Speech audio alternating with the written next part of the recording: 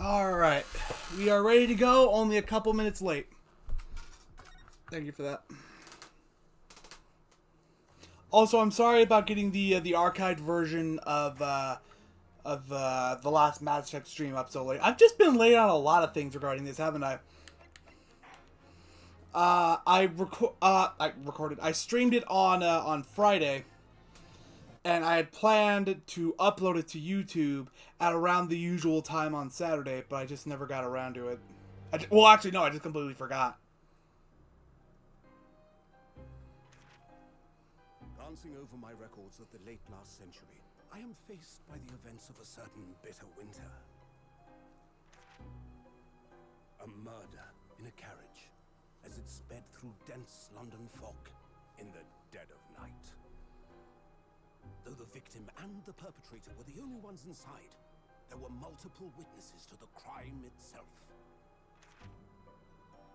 However, none could have imagined at the time that such a seemingly obvious case as this would end in such a horrendous manner. My friend, Mr. Herlock Sholmes, once said of the incident, "I believe that perhaps that case was indeed the prelude. The beginning of a long concerto that impressive Japanese student and I were to play together." Are we being accused of murder for a third time?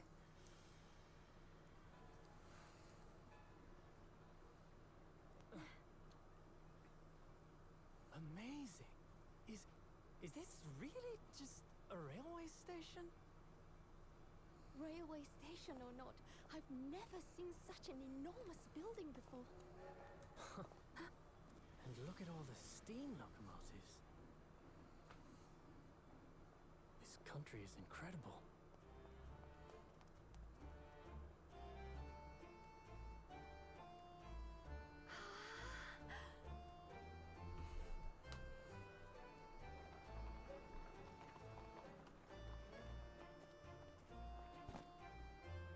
I feel like I'm dreaming. So this is the capital of Great Britain. So, where to? Oh, hello. Climb aboard. I'll take you wherever you want to go. In that case, the Supreme Court in Whitehall, if you wouldn't mind. My pleasure. I suppose you're visiting students from abroad, eh? Yes. Thought so. Well then, I hope you enjoy your stay. And welcome to the centre of the world, Great Britain's mighty capital, London.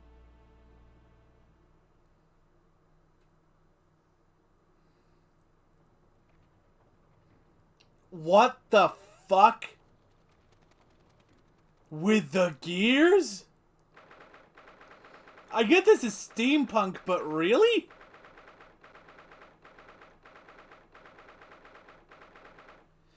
Okay, 18th of February, 9:21 a.m., British Supreme Court, Lord Chief Justice's office.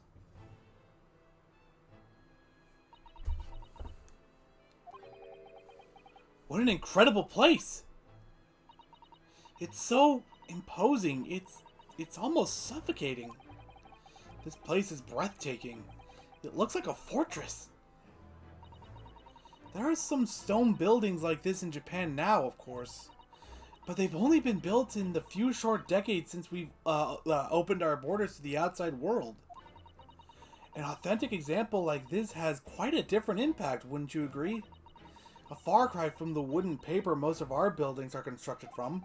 Paper? It's certainly unfamiliar.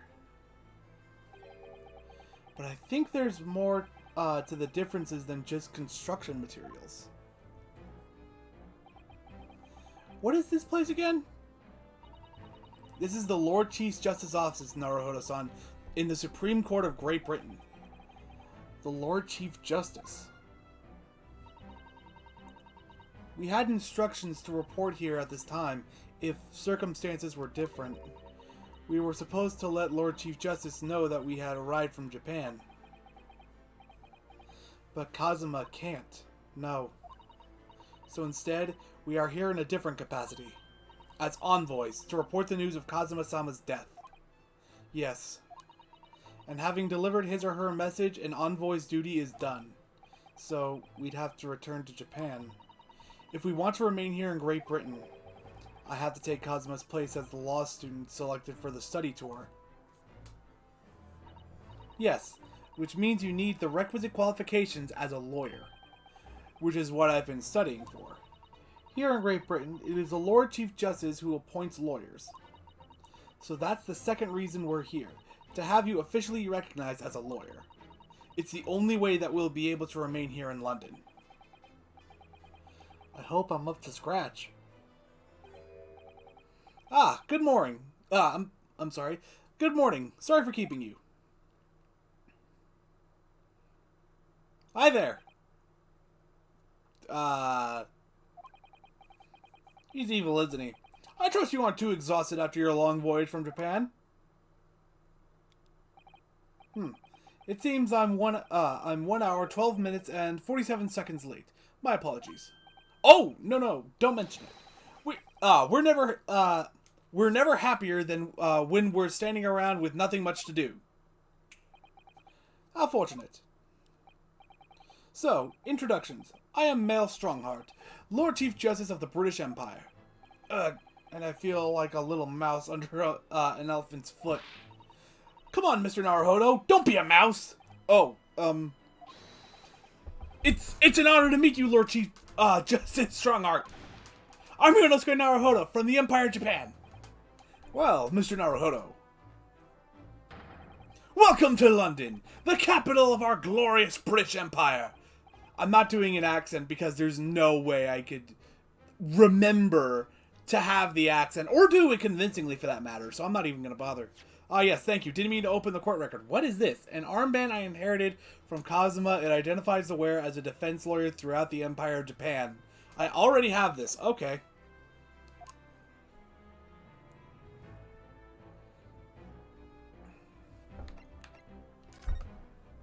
London. So, what are your impressions of our capital so far? How do you like London? Oh, help! I've been so nervous ever since I got here that I can't remember a single thing about the city. It's simply splendid, isn't it, Mr. Naruhodo? Oh no, that was Strongheart talking. We had a wonderful view of some of London's streets from the carriage on the way here from the station. Everything is so impressive and grand. I must say, I'm almost lost for words. I'm glad to hear you like it. The city boasts tramways, piped water, and gas, even cables supplying electricity.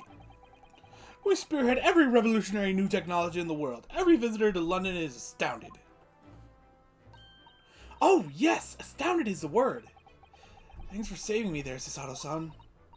And everyone seems so jolly and full of vigor. Yes. There's much excitement about the upcoming grand exhibition we will be hosting here in London. Great exhibition? Cultural and technological achievements from around the globe are to be exhibited here in our great city. It will be the greatest spectacle of its kind in history, and will make Paris's World Fair look like a toy shop.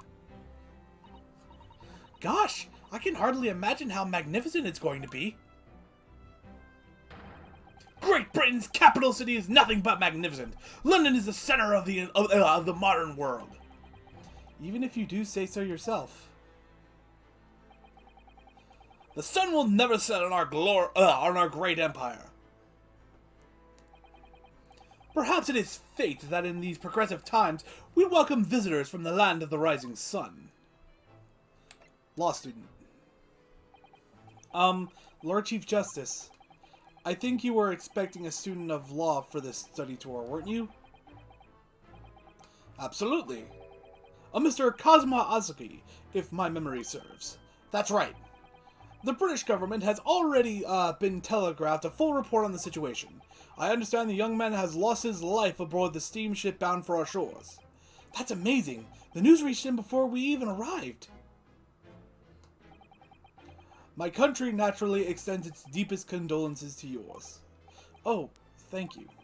And you honored this appointment specifically to inform me of this news? Yes. We are here in the capacity of envoys from Japan to report the sad news in person. They tell me you Japanese are a people of protocol and courtesy, and I see that it's true. And it is with some regret that I must inform you that the death of the young lawyer means this study tour arrangement can no longer proceed. If you would just hear us out, Lord Strongheart. What do you have to say, madame? It's about the study tour. Mr. Naruhodo here would like to make a proposal. Would he now? Well, Mr. Naruhodo. This is it, then. The moment of truth. Continuing the study tour. The thing is, Lord Strongheart, I was wondering if perhaps you would consider allowing the study tour to go ahead. Don't misunderstand me. Britain would ideally like to see the tour go ahead, but without a lawyer from your country, there's nothing to be done. Well, in that case, what if there was someone else? Another lawyer from Japan, I mean. Is there something I don't know? Only a single lawyer was invited to Great Britain from your country, and that was Mr. Azuki. At least, that is what I've been led to understand. Well, the thing is, this really isn't going well at all. I just can't seem to find the right words to say this to this man. Mr. Naruhodo! I could ruin things here if I'm not careful. What am I going to say? If there is someone else here from Japan who could be described as a lawyer, it's me. It's me. I can do it. Is that so? I mean, I don't actually have any qualifications as such, but no qualifications, you say? And yet you still claim to be a lawyer. I have acted as a lawyer in court before. Only once, as it happens. And I had Cosmo to help me, and I was the accused, but glossing over the details. I've been spending every spare moment on the journey here to Great Britain studying. I've learned all about British law and court proceedings while I was on board the SS Burya. The voyage from Japan is some 50 days, I believe. Not what you might call a full education. To be a qualified lawyer here in Britain, not only do you need a university degree in law, you must also complete several years of training. I realize it's far too short a period of time, but I can't just go back to Japan. Kazuma, Mr. Azuki's journey had only just begun. Coming here on this study tour was all he thought about. I have to carry on and do everything he planned to do. I know it must sound like I have an overly inflated opinion of myself, but I would do anything to prove that I have what it takes. Any test you care to set me. Just one chance. That's all I'm asking for. Please! 31 seconds. Sorry? Your opening statement there, Mr. Naruhodo. It was 31 seconds long. Not too brief, not too protracted. A perfectly judged appeal, I would say. Which is a skill that would stand you in good stead as a lawyer. Oh, thanks. So, you're willing to put those words to trial, are you? Well, I'm all for entertainment. Huh? But let me ask you one thing first, sir. Yes? You say you intend to do everything Mr. Azuki planned to do? Are you firmly set on that path? Well, yes, that's my intention. I see. Am I imagining things? Or did his expression just alter a fraction there all of a sudden? Very well. You have your wish. I'll give you a chance. A test to become a specially certified lawyer. Whether you pass or fail is entirely down to you. Really? Test. So, what form will the test take exactly? Tell me, Mr. Naruhodo, what do you consider the role of a lawyer to be? Well, defending people, of course. Well said. So, let's have you defend someone. Huh? Your timing is perfect, in fact. There's an apt trial about to begin later today. No advocate has been appointed for the defense as yet, so this will be welcome news. Today? Straight away? If you manage to secure a verdict of not guilty, you'll have passed my test. What could be simpler? How do I get myself into these situations? Well, could I ask what sort of trial it is, Lord Strongheart? Yes, good question. Ah, I remember. It's a murder trial. A murder? An extremely simple case, I understand. You really can't lose. That's easy to say. But I should mention, just in case, if the defendant is found guilty, he will, of course, be sentenced to capital punishment. Capital punishment? He'll be put to death? Here in Great Britain, murderers are sent to the gallows without exception. Presumably, you read that much in your short C-based introduction to British law. We can't possibly agree to such a test.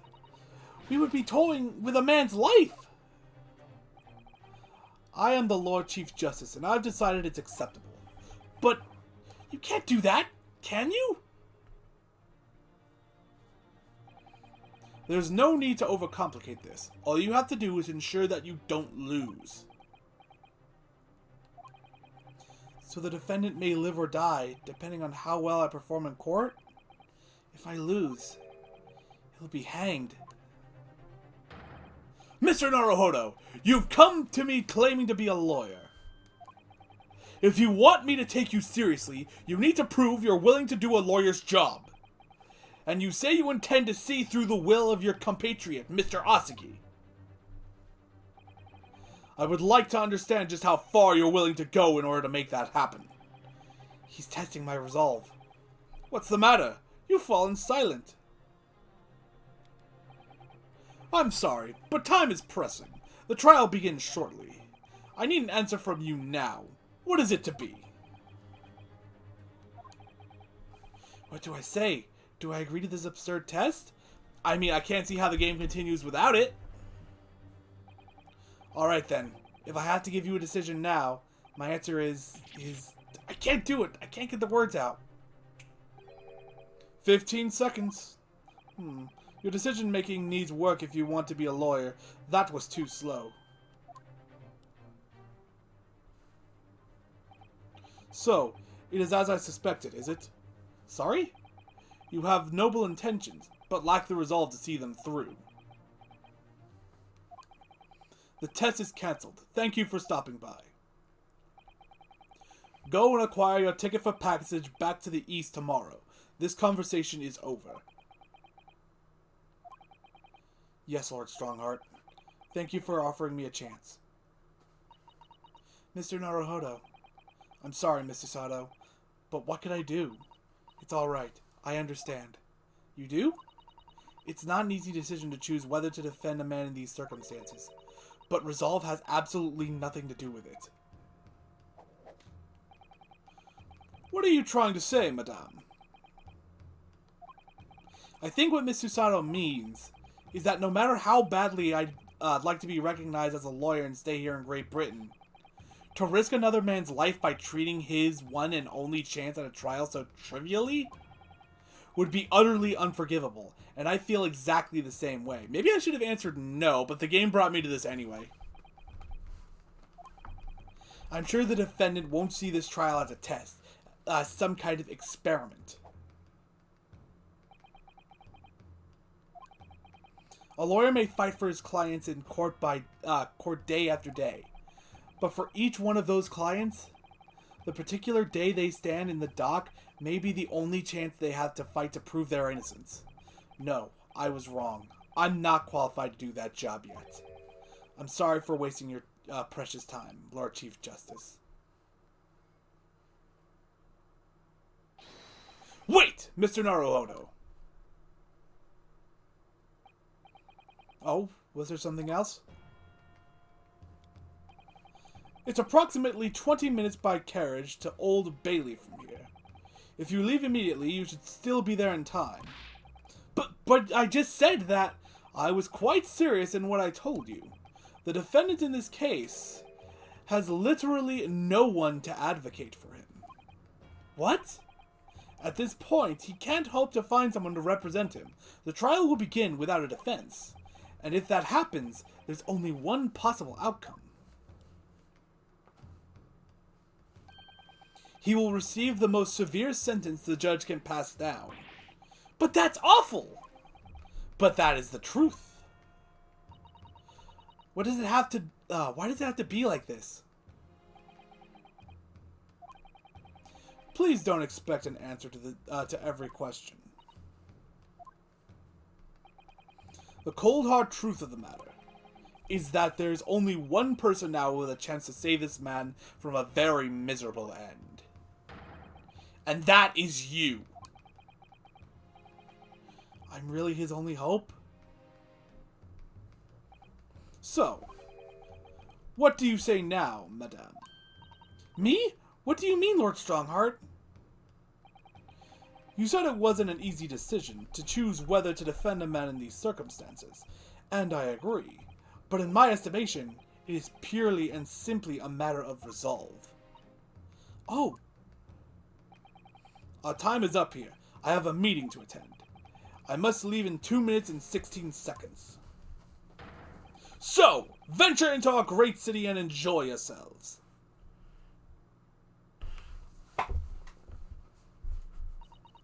He's gone. The Old Bailey. If we're going to do this, Mr. Naruhodo, we must leave at once.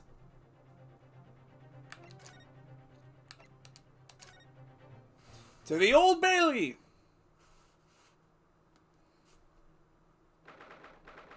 18th February, 9:45 a.m. The Old Bailey, defendant's antechamber. Oh, thank goodness, we're in time. There's still 15 minutes until the trial begins. I never knew a horse-drawn carriage could go so fast. I thought my teeth were going to rattle loose. Did you hear what I said to the driver when we climbed aboard? Get us to our destination in 5 minutes, driver, and there's a guinea in it for you. It's one of my favorite lines from the Sherlock Holmes stories, and it worked quite perfectly. I'm not sure why you're so pleased. I thought we were going to die, and we had to pay gold for the privilege. Well, at least we arrived here before the trial started. Yes, I suppose there's that. Anyway, I don't understand it. The court clerk said the defendant should be here, but there's no sign of him at all.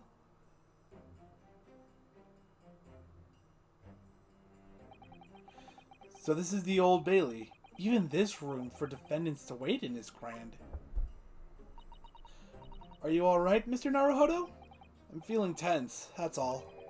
This place gives me the same sense of foreboding that I remember from the Supreme Court in Japan. An oppressive air, almost as if the building itself is going to crush whoever is about to be sentenced. It feels like only yesterday that I was the one about to be crushed. Yes, whoever the man you're to defend is, I imagine he's feeling very alone at this moment. Top of the morning to you, madam, sir. What are yous doing following me here? Things are fair desperate, are they? Sorry? Would you look at those expressionless faces from the Far East, are yous? We're from Japan, yes.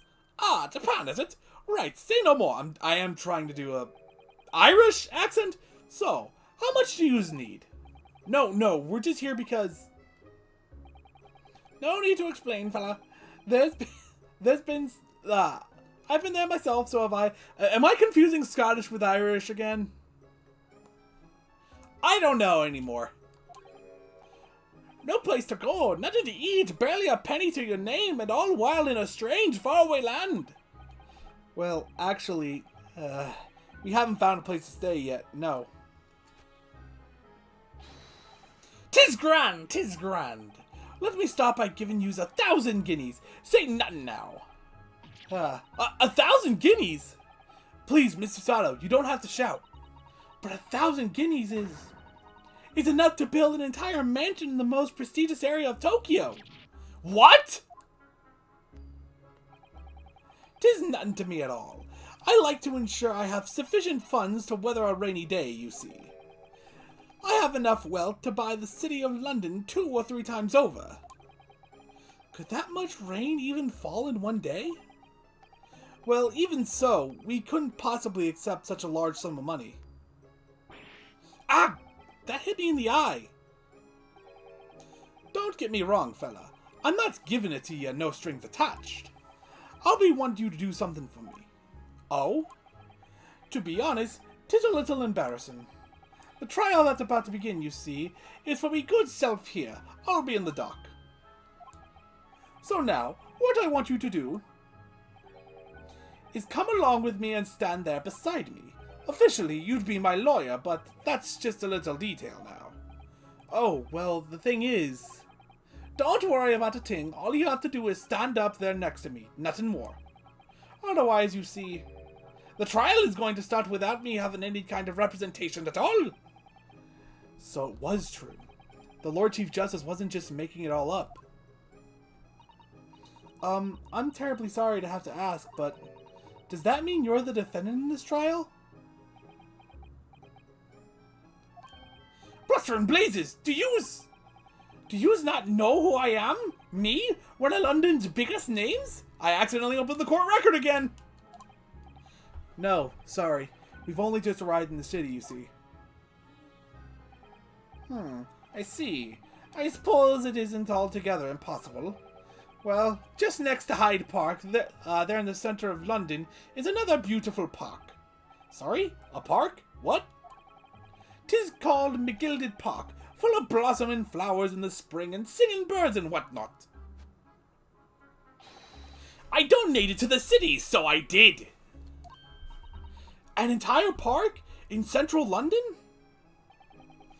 A city of smiles. That's my vision for London. Am I supposed to be giving him a British accent? It just the little things in like the speech pattern tells me that it's, I'm gonna say Irish. Or maybe it's supposed to be Scottish. There's nothing Magnus McGilded wouldn't do for the city, and it's queer old people? That's amazing. I mean, really extraordinary. Ah, but now they have the gall to say I'm a good-for-nothing criminal. Me, Magnus McGilded. What is the matter with the London police, I ask ya? Alright, don't pass out. Mr. Naruhodo. Perhaps now would be a good time to introduce ourselves while the gentleman catches his breath. Good idea.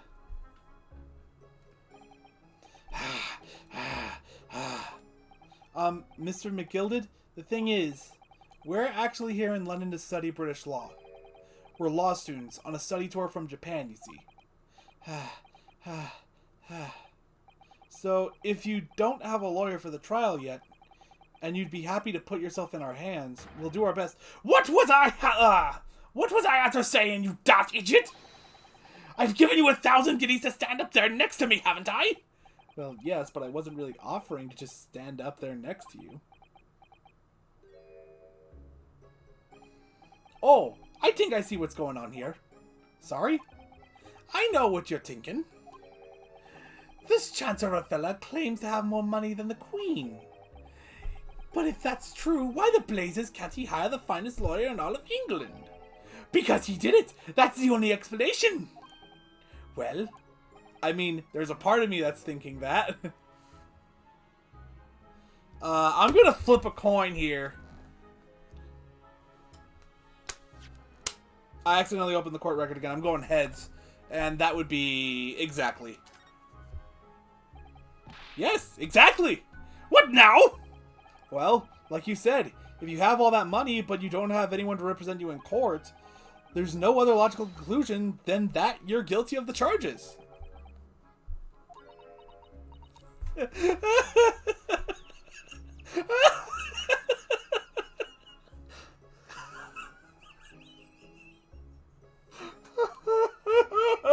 I'm an asshole. Game over. Well, you can call a spade in the East, so you do. Oh, I'm sorry? I didn't mean any offense. I still can't express myself very well in English, you see. And I'm never sure what's acceptable to say and what isn't, so... Is that so? Because you sounded fluent enough when you were telling me what a black god I must be. I'm terribly sorry. I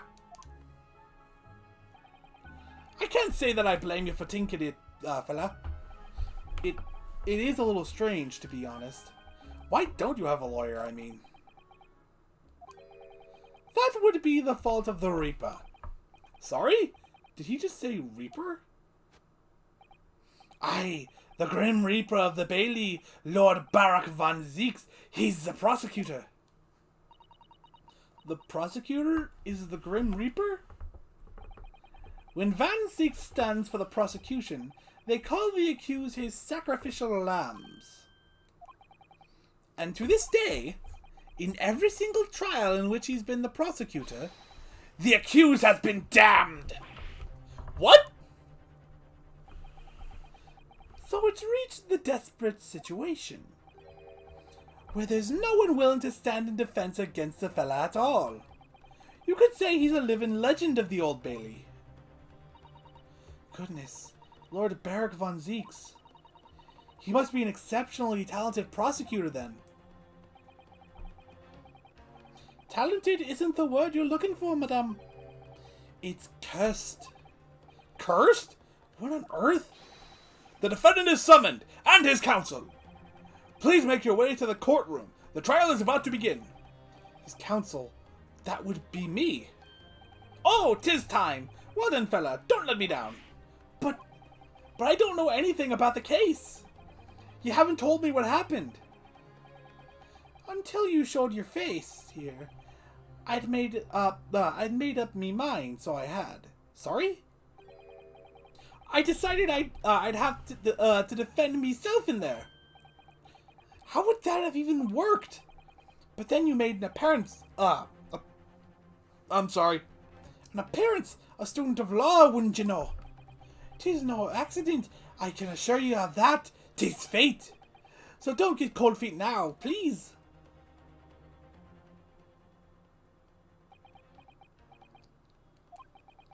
I literally know nothing about the case, or about this man who stands accused. In fact, the only thing I do know is that I can't just turn my back on him.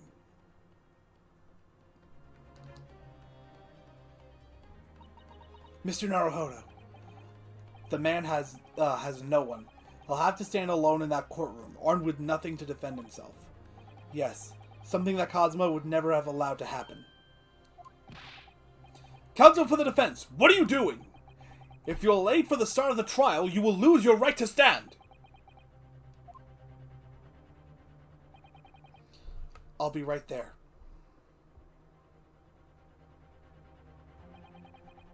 It's happening then.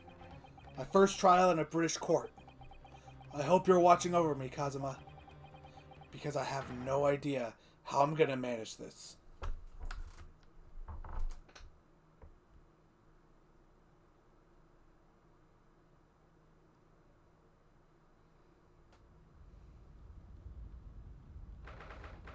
'18th February, 10 a.m. The Old Bailey courtroom.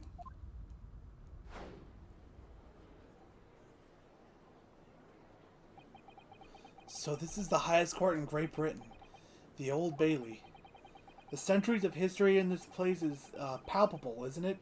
It's so different to the Supreme Court in Japan. It feels both imposing and serene at the same time. The atmosphere almost makes words redundant. Whatever the country, determining a person's guilt or innocence is always a solemn affair. May I say something, Mr. Naruhodo? Oh, yes, what? Your eyes look ready to pop out of your head again. I know, but I just can't help it.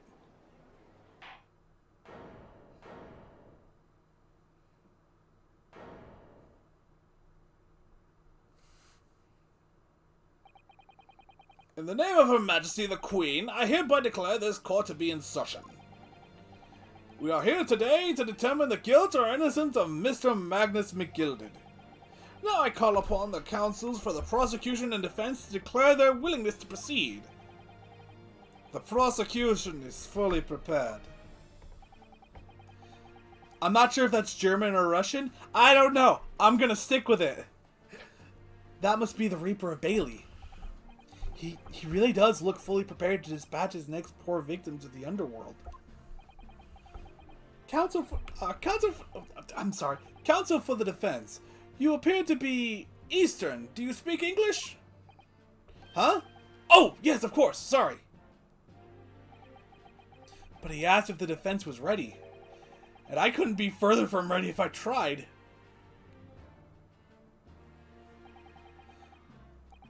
Those eyes please me, Nipponese.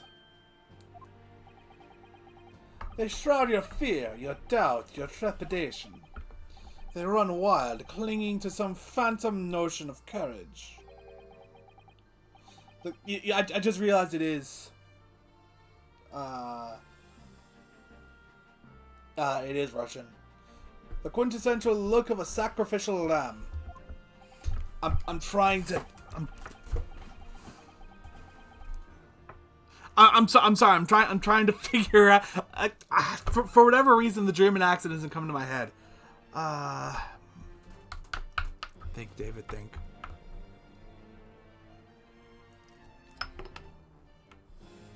It's not coming to my head. I'm probably just gonna stick with the Russian accent, even though I believe he's supposed to be German. A cold shiver just ran down my spine all the way to the tips of my toes. Now, Mr. McGilded. Yes, my lord? You stand accused of murder, a capital offense. You could be sent to the gallows if found guilty. I don't even know what voice I'm giving the judge. Are you quite sure you wish to entrust your defense to this foreigner? As I've always said, my lord, 'tis a grand thing to give opportunities to the young. Even if the fella is a student from some little island off in the Far East. It is not the British way to ignore the dangers of yeself and give those less fortunate a fat chance. I'd like to think that acts of chivalry do the great British Empire proud. Listen to Mr. McGilded. What a fine gentleman London has him in. Did you hear that he donated £5,000? I don't know. Mother, please, may we go and play in McGilded Park? It seems as though everyone in the public gallery is firmly behind Mr. McGilded. That's definitely welcome news, and he certainly has a way with words. I'm surprised he couldn't convince anyone to defend him. Eloquently put, Mr. McGilded, and most laudable sentiments. Now, ladies and gentlemen of the jury, I'm sure I need hardly remind you that you 6 members of the public have been selected for your impartiality. Are you ready to proceed? Yes, my lord. If the task is to send rotters to the gallows where they belong, I'm more than ready. At the manor, his lordship always says he should dispose of rubbish promptly. Naturally, I agree. I don't even know what I'm gonna do with this guy. Ha! Any criminals here will soon be wishing they never set eyes on me.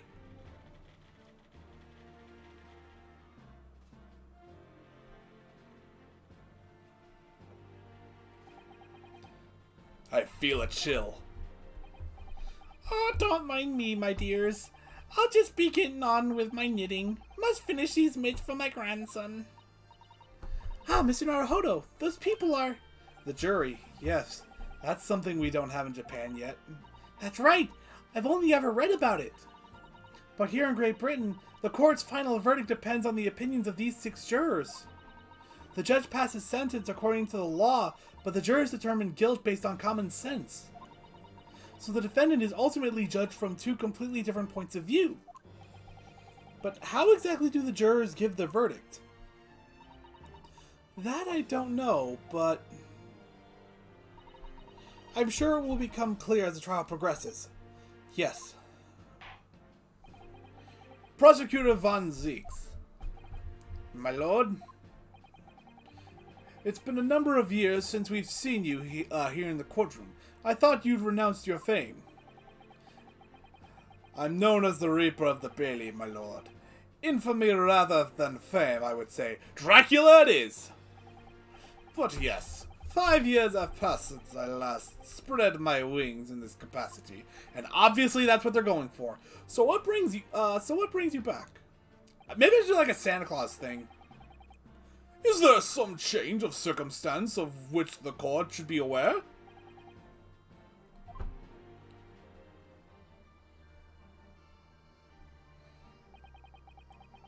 I leave that to your imagination. I lost the Dracula thing.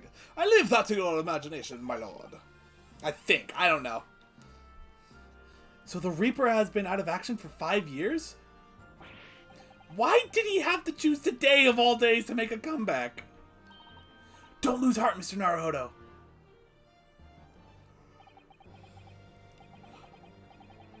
As you wish, sir. The court nevertheless welcomes your return. Now then, opening statements, I think. A summary of the case, if you please. Certainly, my lord.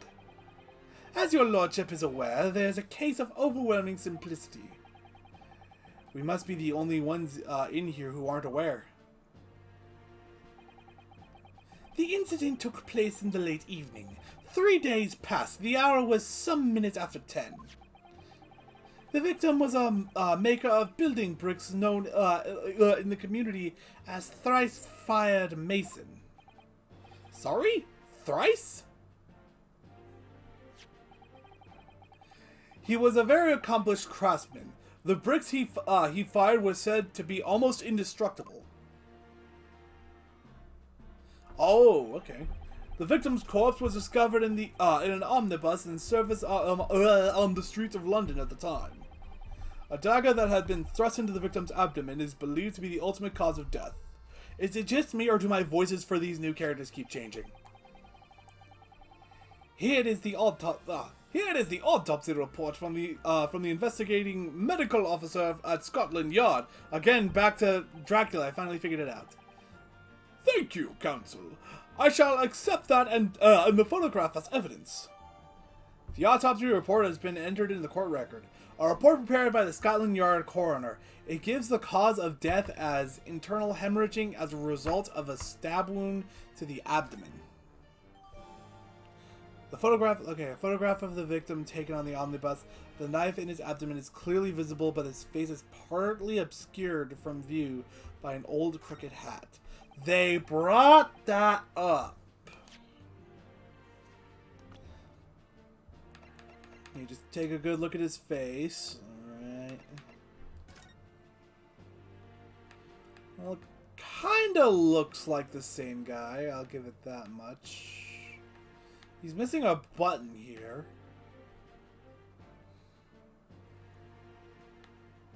Does he normally wear that? I guess he does.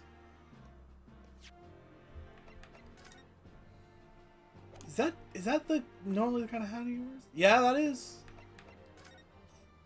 Wait a minute. Hold on. No, that's there too. The little stripe. I'm sorry, I keep going over this.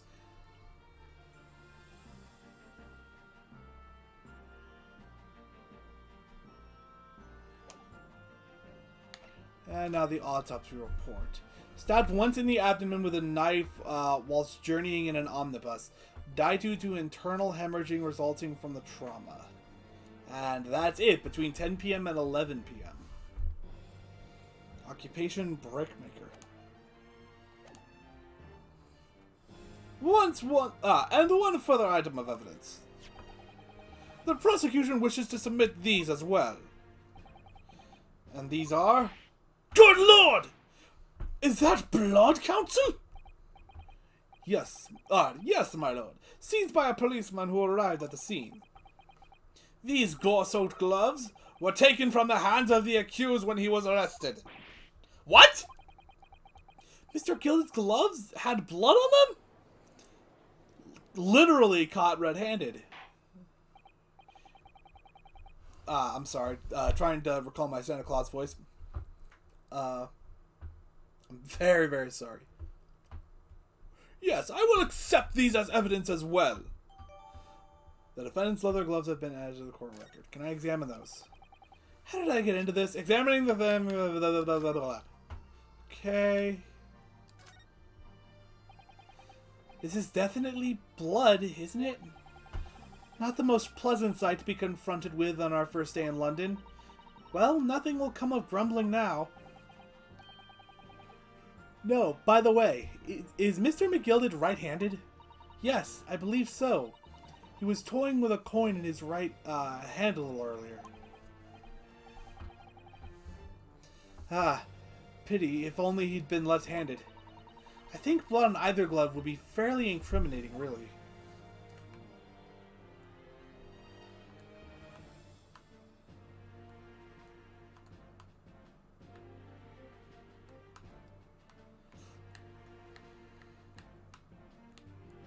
Can I? No, I can't. Wait a minute. Hold on, I just realized something. Ah, blah, blah, blah. This is very disorienting. Okay.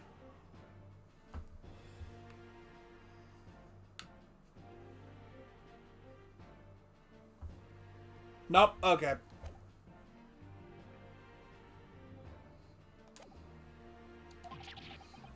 I'm backed into a corner before I even started.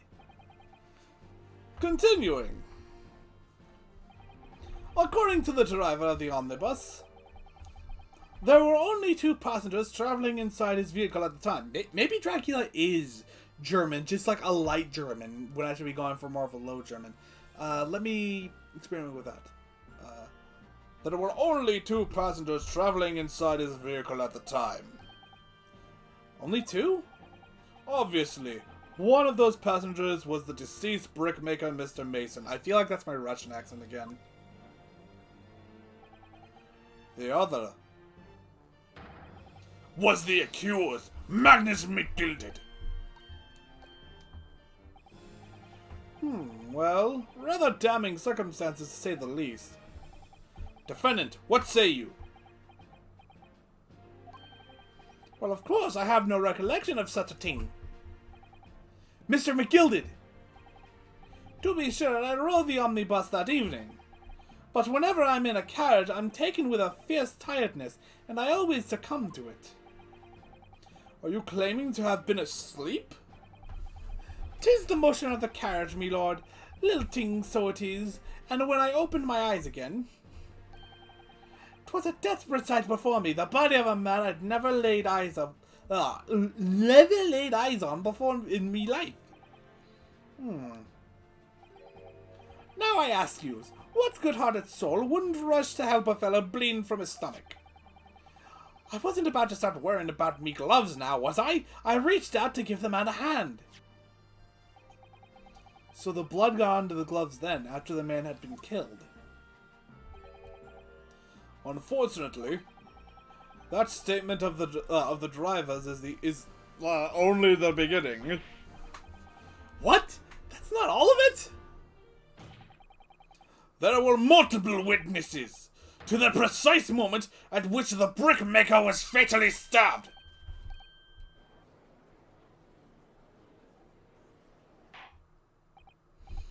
Order! Order! Order! When the killing took place, only the victim and the accused were inside the carriage, and there were witnesses to the crime. This is not just a case of compelling evidence. It's the nail in the coffin for the accused.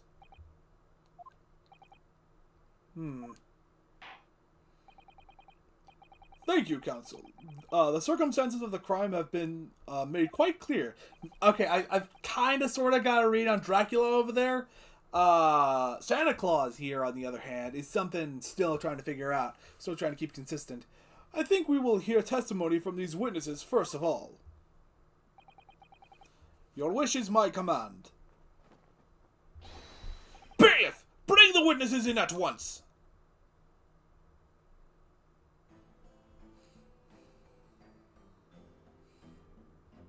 His hat keeps slipping off. Witnesses, your name and occupations. My name is, well, everyone calls me Beeple. I drive an omnibus in the East End.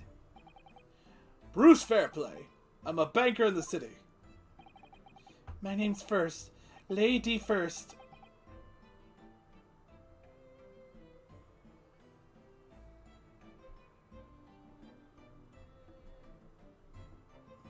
I make hats for gents. Let's begin by confirming the facts. 3 days ago, at a short time after 10 o'clock in the evening, sorry about that, all of you present in the stand were in an omnibus and witnessed to the aforementioned incident. Is that correct? Yes, sir. Quite right. Yes, sir. That's right, sir. Very well then, let's proceed to your formal testimonies, please. Each of you will tell the court precisely what you saw.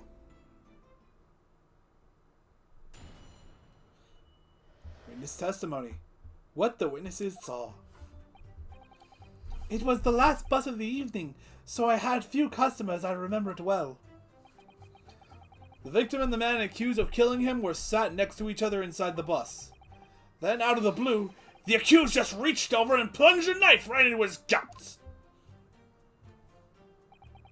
That's right. He stabbed him. I screamed, I did. Couldn't help it. As soon as I heard the scream, I stopped my bus, and then I saw it too. Scream? There was a scream. Wait! Oh, whoa. Okay, I'm going to have to go over that again. He heard First scream, and then he stopped and turned around. So was First in the bus too? Because when they... I guess they were in the bus. Exactly, my lord. I just said me lord, my bad. And I also said me bad considering this is, what, the 19th century? These men witnessed the incident in the omnibus with their own eyes. I'd like to ask a question, if I may. Yes, counsel? Well, this testimony makes absolutely no sense to me whatsoever. Why not? Well, the incident took place inside a moving carriage, didn't it? As has been made clear, as has been clearly stated from the outset, yes. Well, in that case, how could these two witnesses possibly have seen what happened? There's no way they could have seen the inside of the moving carriage.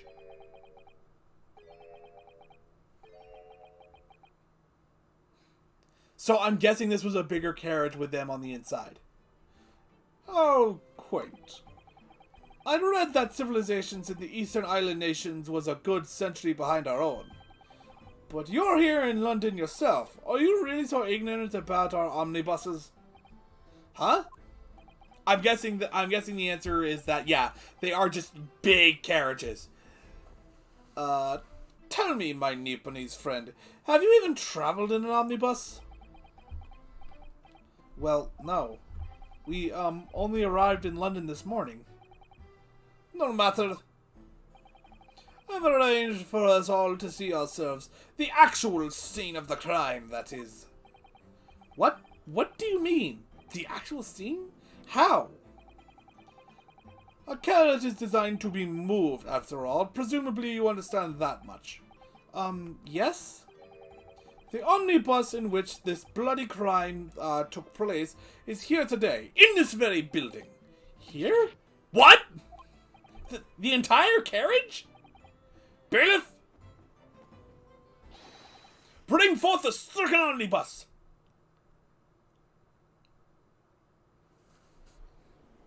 Yep, that's big enough for, I'd say, about 6 people. Three on each side. So that's an omnibus. The omnibus, hold on. So that would mean the driver is on the outside and can't easily look in. I can't believe they could bring something so enormous in here. Great Britain's courtrooms are amazing. As you can see, the omnibus is pulled by 2 horses and can carry up to 8 passengers. Okay. 4 passengers seated inside the enclosed cabin, and another 4 on the rooftop deck above. Every Londoner knows that the best views of the city architecture and sights are to be had from the top of an omnibus. And I should point out to our foreign guests that there is a skylight in the roof, allowing a view of the interior from the seats above. Yeah, but doesn't the driver sit in that thing in the very front? How would he be able to see in? A skylight? Oh! The penny dropped at last, I see. These 2 gentlemen were occupying the rooftop seats on the omnibus when the murder took place. That is how they came to witness the grim incident. Through the skylight. That makes perfect sense. Well, counsel, this is a first. In all my years behind the bench, I've never experienced the crime scene itself being brought into the courtroom. There are a number of important clues remaining inside the carriage, my lord. I would like to submit the omnibus itself as evidence. That is the prosecution's wish.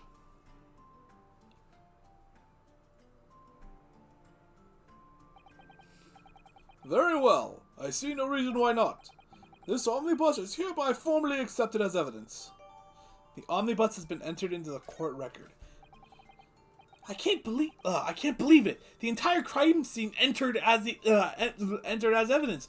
Probably to make up for the fact that we don't have an investigation phase, considering the last chapter was just one massive investigation thing with no trial.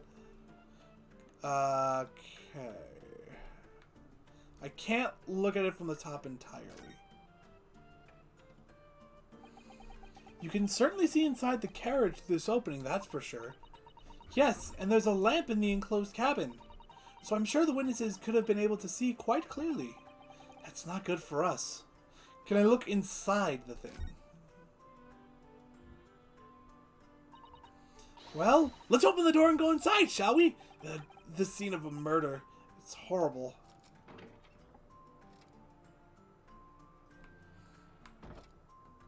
Okay. That's blood that's soaked into the seat.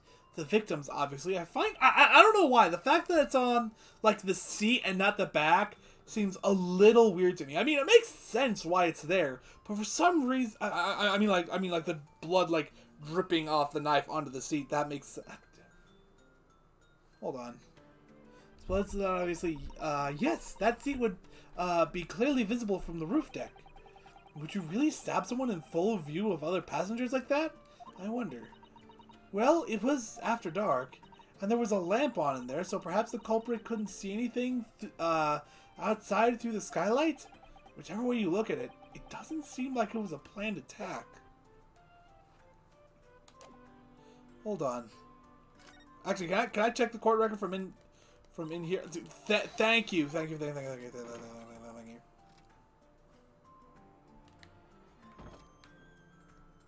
I cannot check the court record in this mode. Ah, that's a poster for the great exhibition that's due to start in 6 months from now.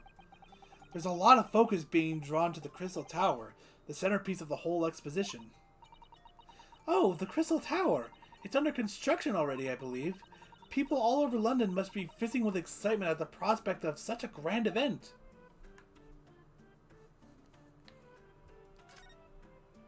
Is that the Eiffel Tower? Ah, that's a poster for the great... Another one? Okay. What's under here? Can't find... What? The seat looks reasonably soft, but it's actually rather hard when you sit on it. And only just wide enough for 2 gentlemen to sit side by side, really. Of course, an English gentlewoman would be dressed in such finery. It would be quite impossible for her to climb up to the roof deck, so she would have to be seated in here.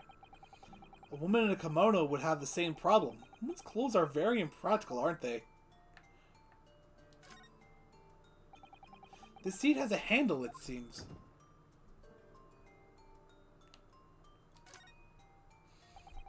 This looks like all sorts of equipment that might be needed to keep the omnibus running. Feeding tubs, tools to repair wheels, blankets, horseshoeing tools. So it's a storage compartment for the coachman to keep his things, it seems. There doesn't seem to be any space for passengers to stow their luggage, that's for sure. Well, I don't imagine it would be very convenient for that purpose anyway. Let's take a look over here. There's not one over here, which is sad. Can I get anything else? Yeah, it's the same thing.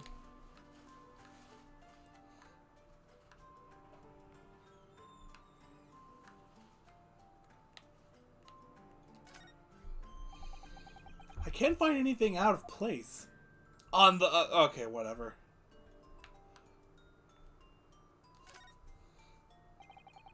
It's quite a large skylight, isn't it?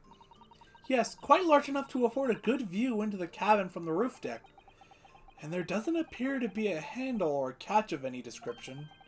I suppose it can't be opened from inside the cabin, at least.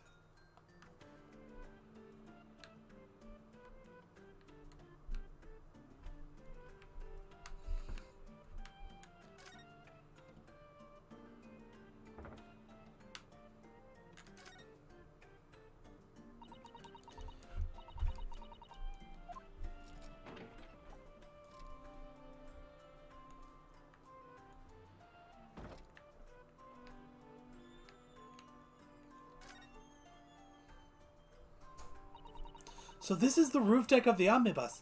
Oh, you must have a wonderful view of London streets from up here. So people sit all the way up here on bitter winter nights with the cold air rushing past them? And they have to pay money to do so? Brr, I can't imagine how cold it must feel. That just made me think of something horrible. Can you imagine being dragged around the city in the freezing cold as punishment? Perhaps that is the real price you pay to stay out late. I was actually going for the seat itself, but I guess that's not a thing. That's not what I'm... No! The sign. Okay, I can't do anything with the sign. Wheels. Steps.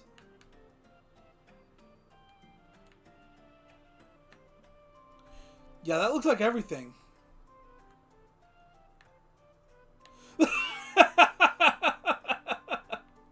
Okay. Okay, I like that. I like that right there.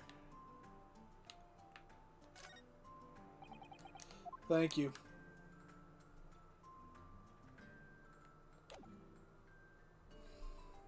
Okay, now let's take another look at that. Yeah, that doesn't make a lot of sense, actually. How the hell did that happen? Yeah, I mean, like, with the clothes he's wearing, there's no way it could have, like, dripped onto the seat of the chair, could it?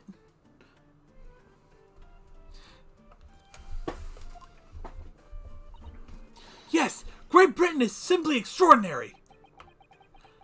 I could help myself a lot by giving that omnibus a thorough examination, seeing as it's here. Let us continue with the proceedings, then. Your cross-examination, counsel. Pray do not expect these Nipponese astray to understand the intricacies of a British court's cross-examination rights.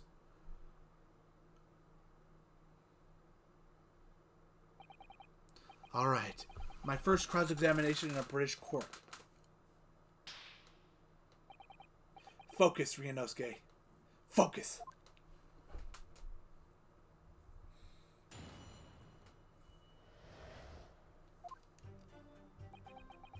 Okay.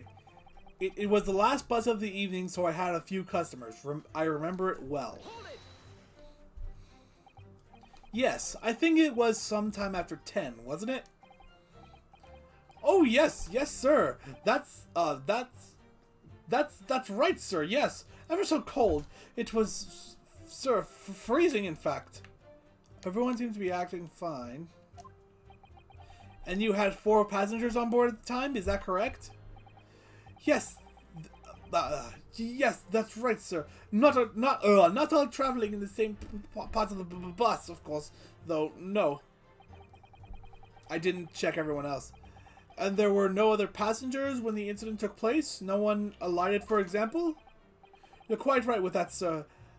No other passengers like that. No, none. So nobody fled the scene of the crime then. I have to say, the boss insists on running it, he does, every evening, that last bus of the day.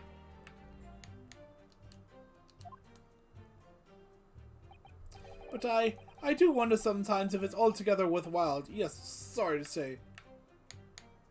Just checking everyone else for anything. What do you mean by that?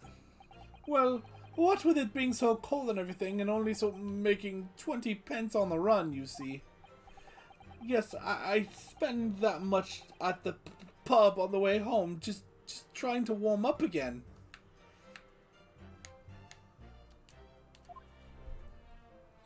Okay, nothing there. The victim and the man accused of killing him were sat next to each other inside the bus. And you saw them through the skylight in the roof of the carriage? That's right, when you sit up on the top deck, the windows are right there at your feet.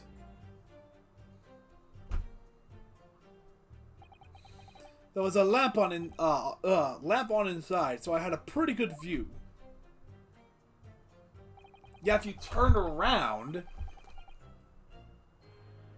the two of them were wearing hats and I couldn't exactly make out their faces. But there's not a shred of doubt in my mind that it was Mr. McGilded. How can you be so sure? Well, how can I put it politely? McGilded is a gentleman of rather small stature. I couldn't have mistaken him for anyone else. So because he's short. Let's not forget that when the vehicle came to a halt, the only people inside the enclosed cabin were the deceased Mr. Mason and Mr. McGilded. There's no room for doubt here. I really wish there was. Sorry. Then out of the blue, the accused just reached over and plunged a knife right into his guts. Wrong button press. Wrong button press. You actually saw the moment it happened? Didn't I already testify to that?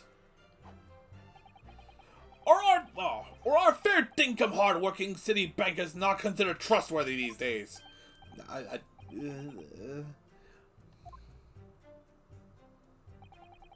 This is no good. I've really got his backup. Perhaps you could just tell us what you saw in a little more detail. If that's my lord. John number 3? What's the meaning of this? My mind is made up, my lord. Completely and utterly made up. Made up about what?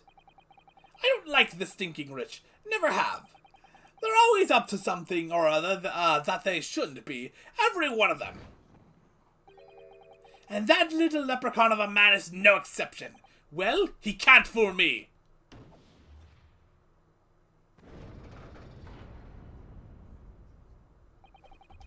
There's no point in wasting time listening to any more of this. That's my opinion on the matter, anyway. That is precisely what I was about to say. As the foreman of the jury, it's my duty to set a good example to my fellow jurors.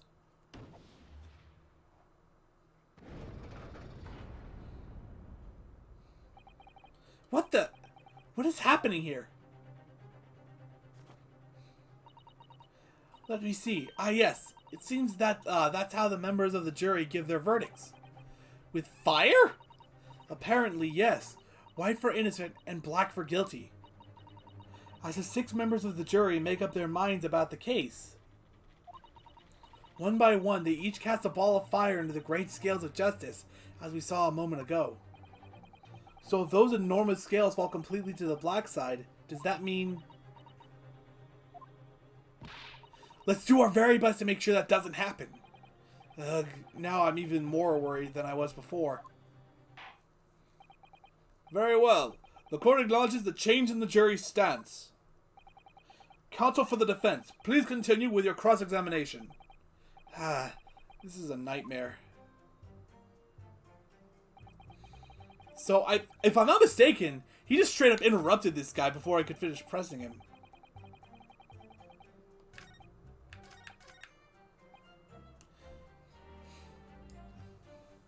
That's right, he stabbed him. I screamed, I did. I couldn't help it. Heard the scream. I stopped my bus, and then I saw two.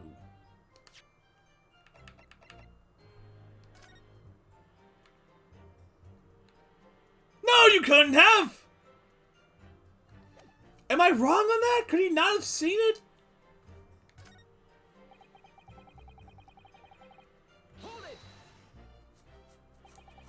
He stabbed him, you say? And you were sitting up on the roof deck, were you? Yes, that's right, sir. I was up on the roof seats. I remember seeing the little gent sitting next to the fellow that was stabbed. Hold on. I just remember something else. Hold on.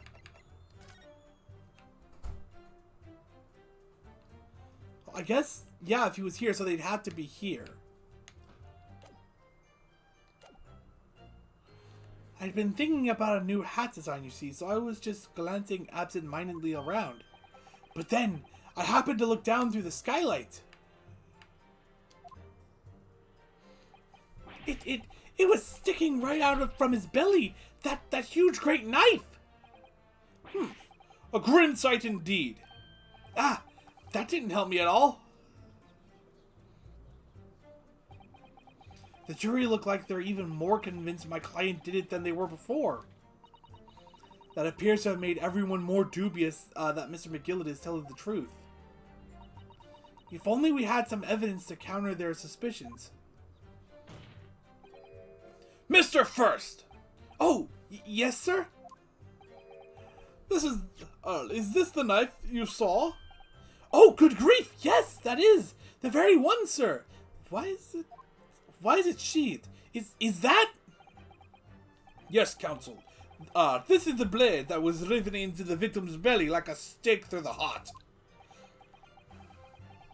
That is the blade of a considerable size, counsel.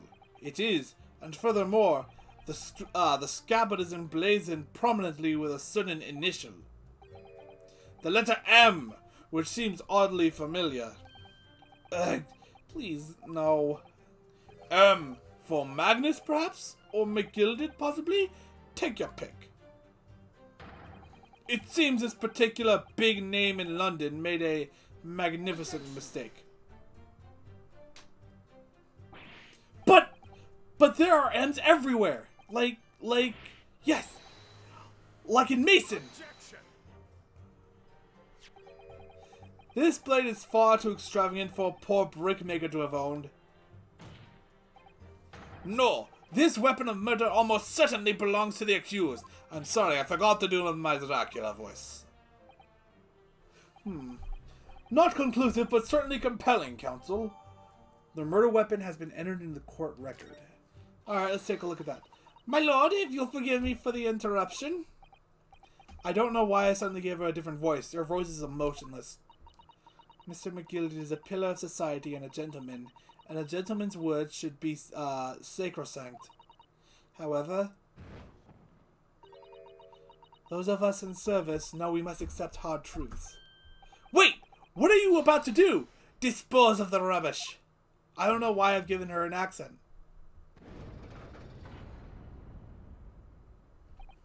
No! I don't wish to cause offense, but I do like to eradicate all traces of filth and grime.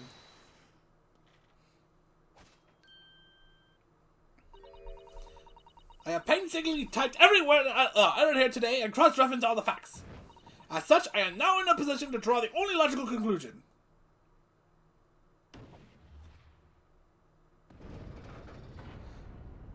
Okay then.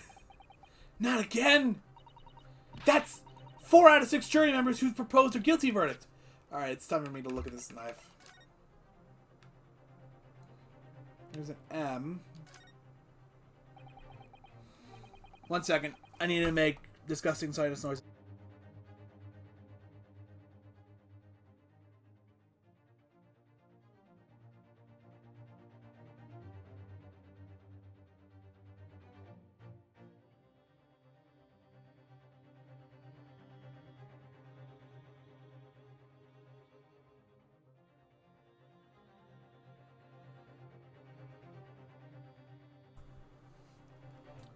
Undeniably, Mr. Magnus's McGilded's initial.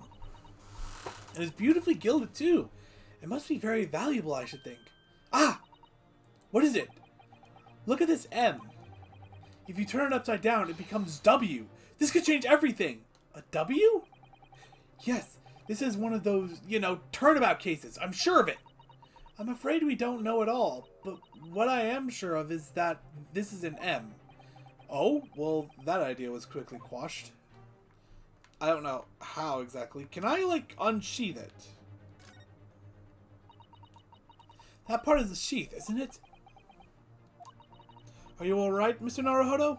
Hmm? Oh, sorry, yes. I just don't really like blades. Oh? Those don't seem like the words of a man with a large katana slung around his waist. That's not a blade. That's Kazuma's soul. Anyway, there's no sense in delaying it.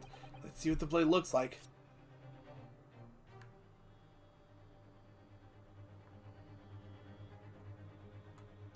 He was trying to see if there was anything inside the sheath, and that's definitely blood.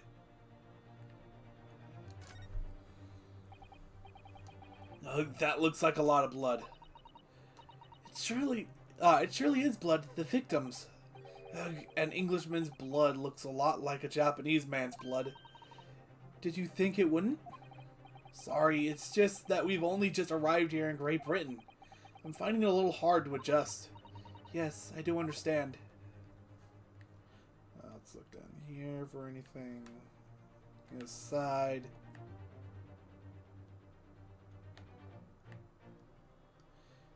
Yeah, I don't have anything other than that W thing that Naruhodo brought up. I'm trying to spin this in a way to where it does possibly look like a W. Because I genuinely don't know what they're talking about when they say, oh no, that's an M. Because, yeah, that looks like a W to me right now.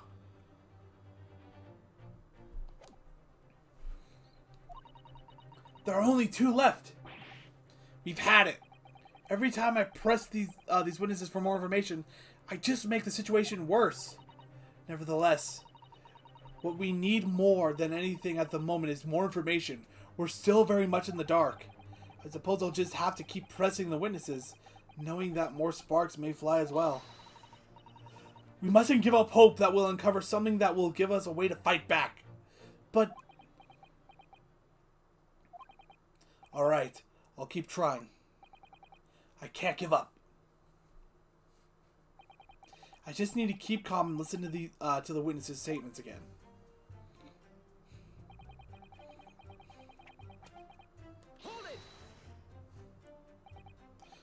What exactly did you see? Oh, well, sir, that would be the passenger, sir. Yes, collapsed under the floor he was.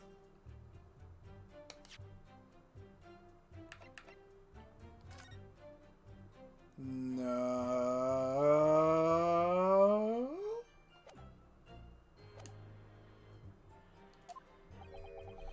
And by the passenger, obviously you're referring to the victim, Mr. Mason the brickmaker. And the other passenger had that knife in his hand, like... I keep forgetting to check the others. Wait, he had the knife in his hand after the stabbing. Then what the fuck is this? By the other passenger, obviously you are referring to the accused, Mr. Magnus McGilded. And then he plunged it down like that. You saw it? No, you did not see him do that.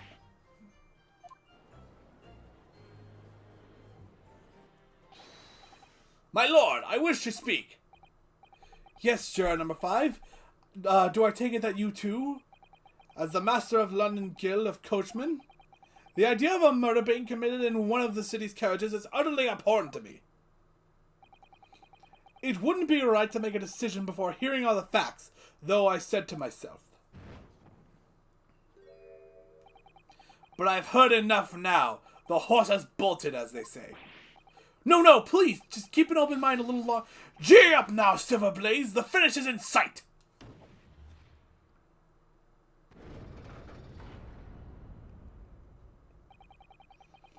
Beepo's a long-standing member of the guild, and I trust what the man says. No, there's no way he saw. There's no way he saw. He's wrong. He's wrong about the victim having collapsed. We have evidence proving that he didn't collapse. This is too unkind, sir. Which now means that 5 jurors agree to condemn this man.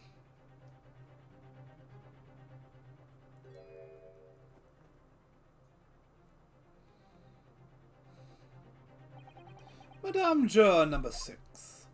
I don't know. I keep forgetting his voice. Yes, dear. What can I do for you? You have heard the testimonies of the witnesses in the stand. Oh, yes, I certainly have. Still got my hearing, you know. Then pray tell, why are you not yet to pronounce your leaning? Well, dear, the thing is, I'm a creature of habit, me. I always go to the park at around this time of day and sit on a nice bench and get on with my knitting. There's a lovely little park just near where I live. McGilded Park, it's called. The gentleman donated it to the city, you know, to put a smile on the Londoner's face, he said. I can't imagine such a fine young gentleman would have it in him to take another man's life. He's always doing wonderful things for the city. That's right, a man like that wouldn't stab someone, surely. Mother, may we go to McGilded Public Library later and borrow some more books? How many Londoners live with their heads in the clouds? Do you people not know? What kind of a man Magnus McGilded really is? What kind of a man is he? The philanthropist Magnus McGilded has enough wealth to purchase the entire city he claims to value so highly. But where did all that wealth come from?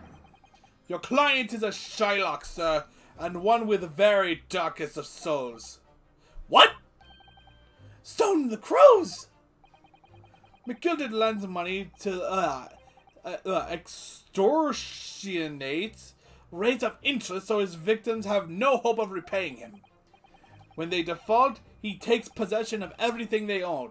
He is a vulture that preys on the weak. I've never heard any mention of that before. Your faculties haven't deserted you, I'm sure, madame. So has this thought not crossed your mind? Would a man wealthy enough to buy London in its entirety not have a carriage of his own? What possible reason could this man have to have had to make use of public omnibus service? You're not saying that. The victim, a poor brickmaker, had next to nothing to his name, save considerable financial liability. It will come as no surprise that his creditor was the accused, Magnus McGilded. I'm sorry, I think I zoned out for a second there, despite the fact that I was reading it aloud. They don't next to nothing to his name, save considerable financial liability. But let it be known that the very day Mr. Mason was killed was the final repayment date for his debts. Good gracious! The brickmaker was destitute. He had lost his house. He had not a shilling with which to repay his debts. And in the end, this pitiful soul had the very last thing he owned taken from him, his life. By the merciless philanthropist pretender, Magnus McGilded. I don't believe it. If I might add something briefly, Mr. Sato, you claim that the victim had been lent money by Mr. McGilded, but where is the evidence to support your claim? Was that bottle of wine always there?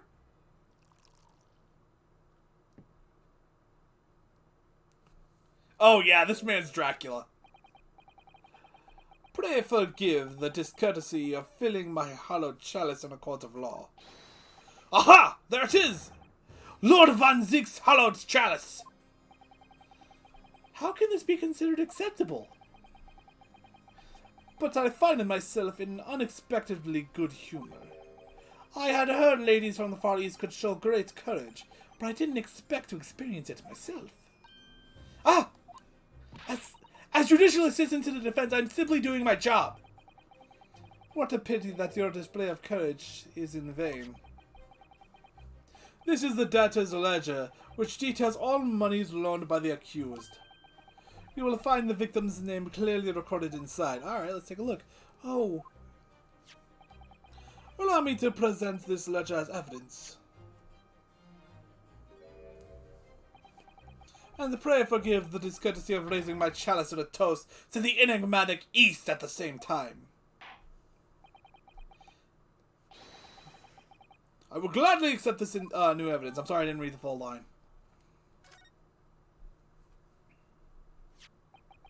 Ah, yes. 20 guineas. The victim owed a considerable sum. Let's take a look inside. His portfolio must contain all sorts of secrets from London's gentry. Oh dear, do you really think we ought to look inside? Yeah. Well, it's not as though we know any of London's gentry personally, is it? Apart from our great detective friend, perhaps. Actually, I wonder. I assure you, we will not find Mr. Soane's name inside. Well, let's see what we have to find. I can't read any of this on my own because it's all too blurry. Gosh, it's crammed full of gentlemen's names, isn't it? Well, I suppose they're probably not all gentlemen at all, are they? After all, not everyone in this country is well off. Ah, goodness! What is it? Look at this! Do you see the name here? Bruce Fairplay. The banker. Should that mean something to me? It does sound strangely familiar, actually. Bruce Fairplay, the witness testifying at this very moment! Oh, yes, of course, the banker. Why is his name in here? Ah, he borrowed 20 guineas, did he? And look, the repayment date is fast approaching. It's possible that this is just a coincidence, of course, but this could be very useful information. Yeah, one of the witnesses to the murder trial is actually someone this guy owes debt to.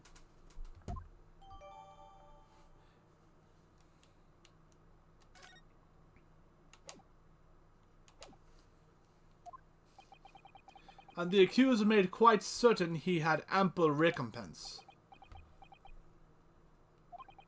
Well, it would seem I've had the wool pulled over my eyes. Regrettably, madame, that is the modus operandi of the accused. And it's such a pretty little pock, too. What a scoundrel. Still, maybe it's all for the best. Ah, wait a minute. Let's think about this a little more before. I don't stand for nonsense. Game over.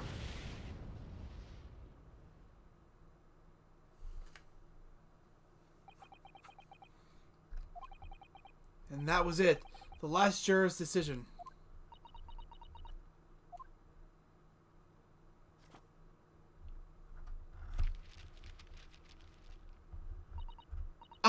According to this Encyclopedia of British Law, when all members of the jury have concluded that the defendant is guilty, the court proceedings are suspended, and the presiding judge will deliver the final verdict and sentence. And that's what it says here. The final verdict.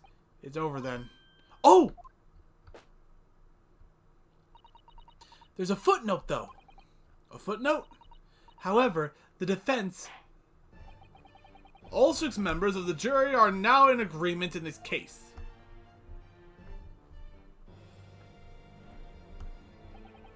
Allow me to convey my respect for your swift and righteous decision.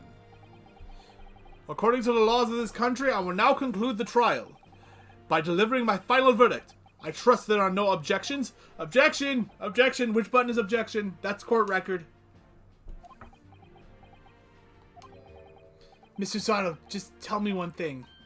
Oh, yes? You were in the middle of saying something before. The footnote in your Encyclopedia of British Law. However, the defense... What did it say next? Oh, yes, of course. One moment. When all members of the jury have concluded that the defendant is guilty, court proceedings are suspended and the presiding judge will deliver the final verdict and sentence. Then the footnote says, however, the defense has the right to demand a summation examination of the jurors at this point. A summation examination? A summation examination? From which century has that tome you have there been resurrected? Ah! Judging from the binding, I would say that book is at least 50 years old. Any modern text on British law wouldn't even give such an antiquated procedure a mention. It's a relic, long forgotten and certainly no longer practiced. So you're out of luck. So no one's using it, but legally it's still a thing.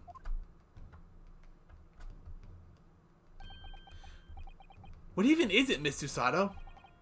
This so-called summation examination. Oh, one moment and I'll read about it.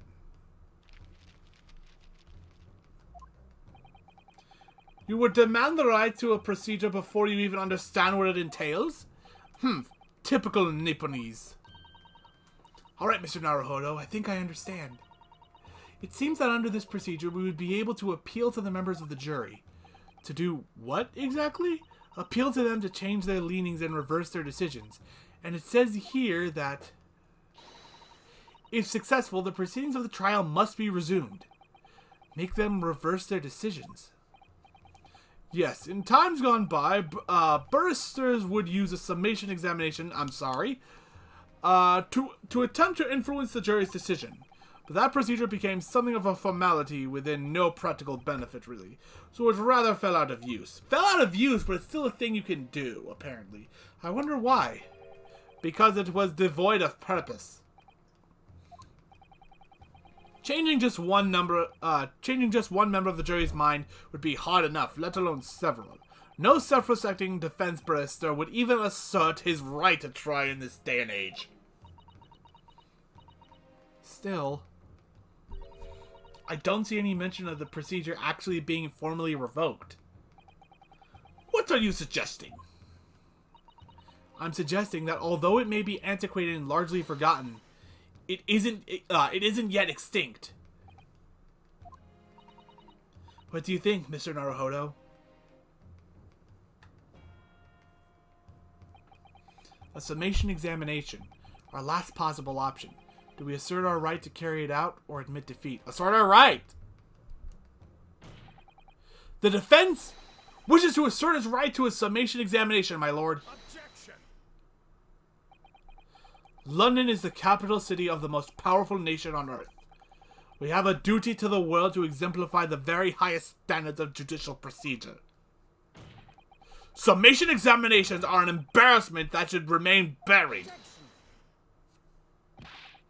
But if it's our right, it's our right. I believe it could prove vital in this trial. The defense's petition is perfectly valid. The court will proceed with the summation examination. This is madness. Foreman, are you and the remainder of the jury ready? Well, I'm not, there was no mention of this in the letter I received, you see, so... All members of the jury will be asked to explain on what grounds they have reached the decision. On what grounds? You must all justify your decisions and explain why you believe the defendant to be guilty. Well, my lord, you're rather putting us on the spot. This is most irregular. No mention was made of this before. I don't really hold with all this justifying lark. I imagine you aren't. That seems to have thrown the jurors off. It seems none of them have experienced this before. Alright then, the summation examination. A defense procedure no practicing lawyer has attempted for years, is it?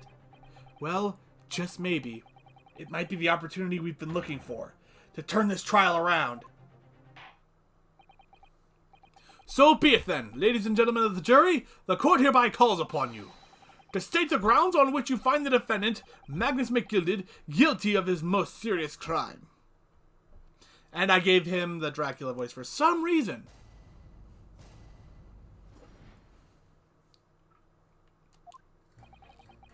There was no one else inside the carriage at the time, so it has to have been him. I trust the driver.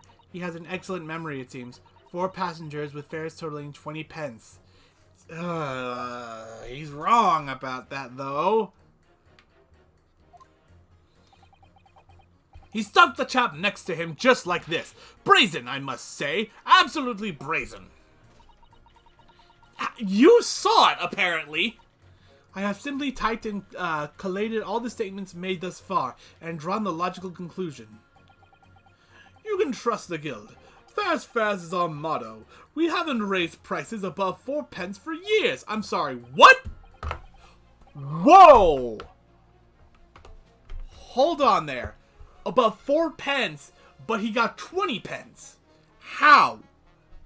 The scoundrel stabbing the poor man on the floor, it beggars belief. I'm starting to wish I hadn't pushed for this now. Some of the jurors don't seem to have wonderfully formed arguments, though, do they? Well, let's see what we can do. We need to get these 6 people to change their minds. I'll have to throw everything I can at them, and use very persuasive language. Just a moment, Mr. Naruhodo. According to my book, that's not quite how it works. Oh? I thought I was going to have to thaw their icy minds with some heartwarming rhetoric about the defendant. Unfortunately, once the jurors have decided the defendant is guilty, they're unlikely to heed anything the defense says. But then, they've reached their conclusions by their own reasoning, you see. Your pleas will sound like excuses. In fact, it could recoil on you. The more you try to persuade them, the more entrenched they become. Then what on earth am I supposed to do? Oh dear, I'm just citing what I've read about British law, Mr. Naruhodo. Right, I'm sorry. Do you have any idea how to make this work then? Well, from what I can understand, the key to this procedure is using the jurors' own words to make your arguments. What do you mean? Well, the 6 members of the jury are randomly selected members of the public. They may appear to present a united front, but the truth is, they are complete strangers who just happen to find themselves here in the courtroom together. And that's the way to break them down, you mean? Yes, exactly. We must listen very carefully to what each member of the jury says, and see if we can identify any contradictory statements. If we can then contrast the statements and pit the corresponding jurors against each other. I see. So it's contradictions in what 2 or more jurors say that we're looking for. In a way, then, this is similar to a regular cross-examination. Oh, yes, I suppose you're right. Find contradictions in their statements and pit the jurors against one another to break them down. Alright, I might be able to pull this off. No, that's not right. I have to pull this off! Can we start proceedings, counsel? I would ask you to take the stand for this. I'm expecting a clear and concise rebuttal. Yes, my lord.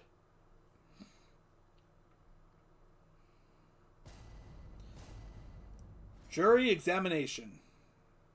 The defense's rebuttal.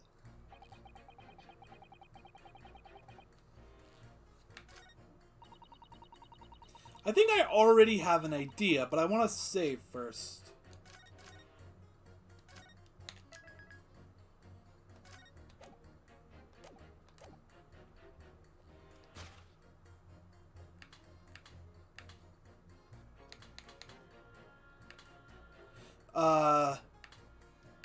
I trust the driver. He has excellent memory. It seems 4 passengers with fares totaling 20 pence.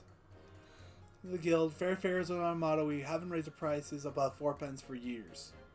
Objection. Those 2 statements clearly contradict each other. They do? Explain yourself, counsel. Me? Oh dear, what have I said?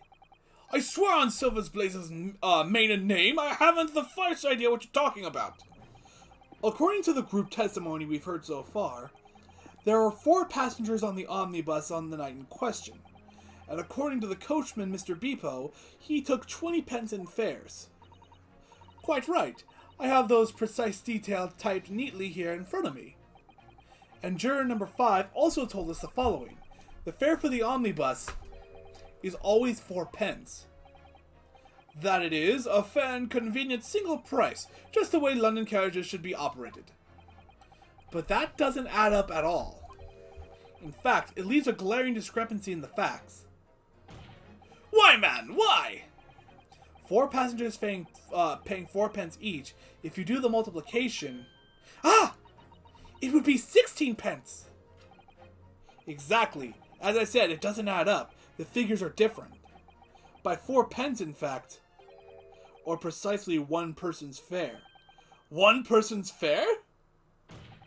Yes! In other words, on the omnibus that night, it's distinctly possible there was another passenger we've heard nothing about. Good gracious! This can't be right! The coachmen of the guild are good, honest men! One and all, trustworthiness is our watchword! The figures your coachman claims most certainly do not add up. Your watchword, good sir, is a fallacy. I beg your pardon? Mr. Guildmaster, I think you ought to consider that if this trial were to end now, the news will surely spread all over London. The news that one of your coachmen tried to hide the fact that he lets nefarious characters ride his omnibus. Alright then, how do I make it so this miserable trial doesn't end then, Well, according to my book here, you simply launch a ball of fire onto the innocent side of the set of the set of scales. Now hold your horses there, coachman. We were all in agreement. Why do you have to go and... Wait till I get my hands on you, Beepo! Or Beppo. I don't know why I've been calling him Beepo. Arg! This is all very irritating. Begging your pardon, sir. I'm going to do the same.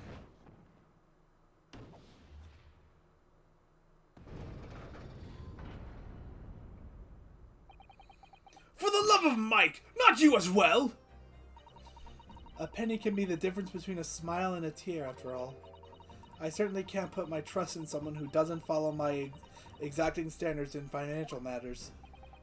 Oh, really? I, for one, think it's only proper that we hear from the witnesses again.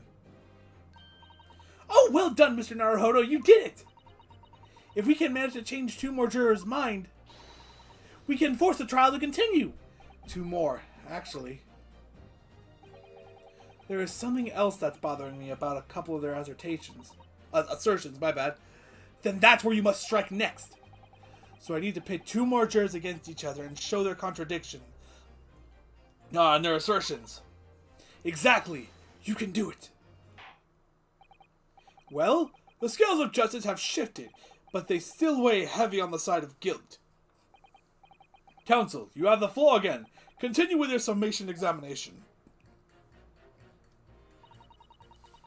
I should like to hear what the slipshod bookkeeper has to say for himself. There was no one else inside the carriage at the time, so it has to have been him.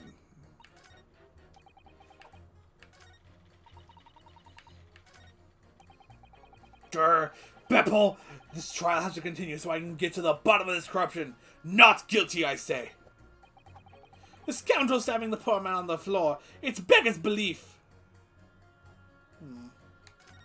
Let me...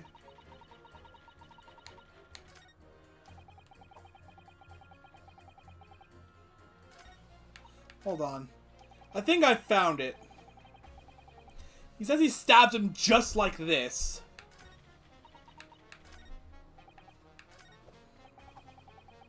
And I mean the poor man on the floor. I think I know what to do next. But I want to save just in case.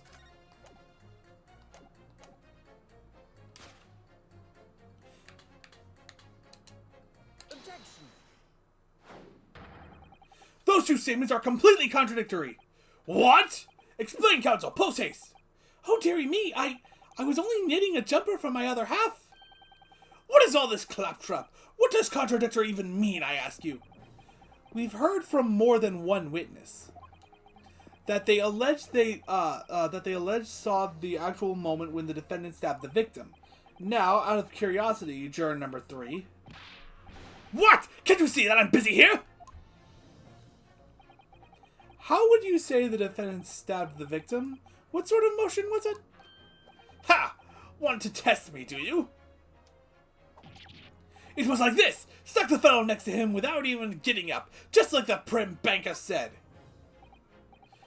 Yes, that was Mr. Fairplay's testimony. Quite true. Now then, juror number 6. Oh, is that me, is it? What can I do for you, young man? How would you say the defendant stabbed the victim, madame? Oh, well, dear, as far as I understand it, it was like this. He stabbed the poor man after he'd collapsed on the floor. The coachman said so. Now don't move. Take a look at these 2 jurors. He stuck the fellow next to him without even getting up? And he stabbed the poor man after he'd collapsed on the floor? Well, I never! They're stabbing in totally different directions! What? Bless my stitches! What a muddle! What this tells us is that there's a strong possibility one of the witnesses isn't telling the truth. Oh! But why? Why the dickens would they lie? I don't know that yet, but what I do know is that if the trial ends at this point, we may never find out. We may never know the real truth. Ladies and gentlemen of the jury, can you really let that happen in all good conscience? Lies, you say? Oh, dearie me. I can't abide people telling lies. I just noticed that the colors of their seat cushions change to reflect their leadings. The scales. I don't believe it.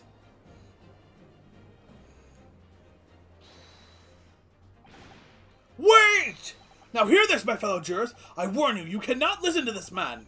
Look at him in his black suit. He's clearly some devious Eastern sorcerer using magic on us all. If I could use magic, do you really think I'd be putting myself through all this? Answer me this, Doc Jinx. Huh? Me? What exactly is the problem? What of it if 2 witnesses have slightly different recollection of events? What of it?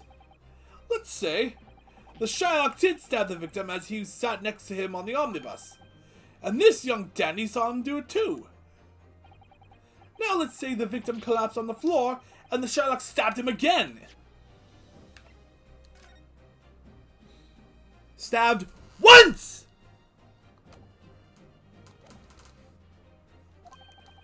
And this old lady saw him do it. Well, what's to say it didn't happen like that, hmm? Who are you calling a dandy, sir? Why I should take this knife to you? Who are you calling old? Why, I should take this needle to you. Ugh, they're ready to kill each other now. But could the foreman of the jury be right? Did the 2 witnesses see different moments of the same crime? It's out of the question. Unfortunately, Mr. Foreman. What is it, you Doc Jinx? Come on, out with it! What you're suggesting is impossible. It's out of the question. What are you talking about, man? How can you possibly say that? You do realize that I'm only doing my job? As foreman of the jury, I have a responsibility to steer everyone in the right direction. So where's your evidence, man? That's what we want to see. I say the 2 witnesses saw 2 different moments of the same crime. If you say that's out of the question, show me some proof. Okay. It looks like the only way I'm going to convince him is to present him with something he can't dismiss. Some irrefutable hard evidence. As you wish. What? I'll give you the proof. It's out of the question that the 2 witnesses saw 2 moments of the same crime, as proven by this. This is the victim's autopsy report. According to what's written here, Mr. Mason was stabbed in the abdomen. Only once. Only once? It's quite simple. The victim was stabbed precisely 1 time. which means these witnesses can't possibly have seen it happen 2 different times.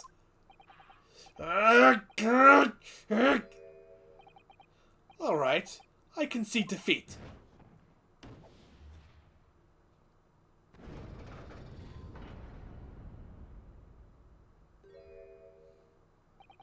Wait, that means 4 jurors are now leaning to not guilty. We've done it, Mr. Naruhodo. We've won. No, we haven't. We've just let the trial continue. What are you playing at, you dandy fool? Shut your trap, sir. No one deceives me. But we had a consensus. I said shut your trap. I know a liar when I see one. And if the chap ever dares to cross the threshold of my shop, I'll take this razor-sharp blade and shave every last hair off his head. Please tell me he's a barber. Well, in a quite remarkable turn of events, the defense's summation examination has flipped the balance of the scales of justice. The jurors now stand at 2 for guilty and 4 for not guilty. Accordingly, there is no longer a large enough majority among the jury for me to adjudicate, and the trial must continue.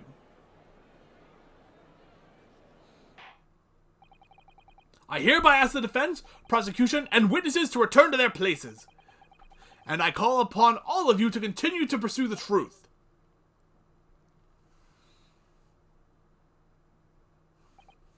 So, Lord Van Zieks, continue to substantiate the case for the prosecution, if you please.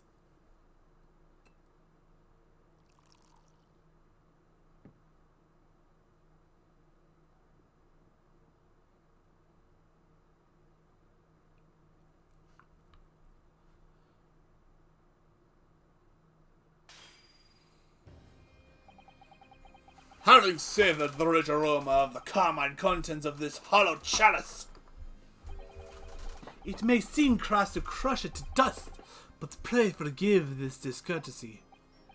Lord Van Zieks! Is it cold in here, or is it just me? I actually do feel ever so slightly more cold. As your antiquated tome no doubt says, the prosecution may not speak during a summation examination. So I honored a deathly silence and listened to the charade. It seems I overestimated the intelligence of the jury. Well, no matter. There is nothing so hard to prove as a self-evident truth, it would seem. No, and why else would we grace the courtroom with our presence after all? So, let us proceed to the next round of battle.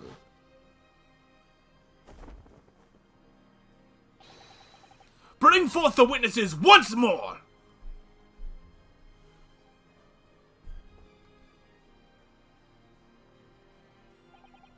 Witnesses?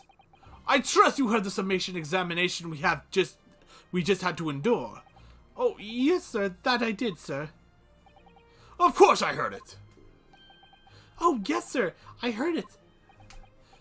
You, sir, on the end. The coachman. I believe it's Beppo? Yes, sir. My lord, sir? I'm sorry, 1 second.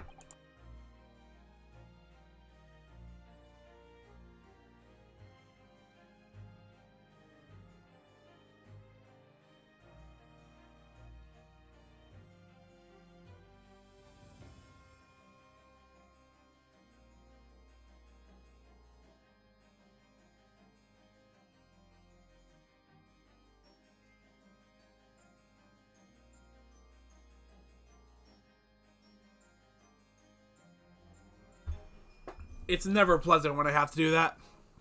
It transpires that, that in your previous testimony, you were attempting to veil the presence of a 5th passenger on your omnibus. You will be found guilty of perjury. You are advised to bear that in mind, sir.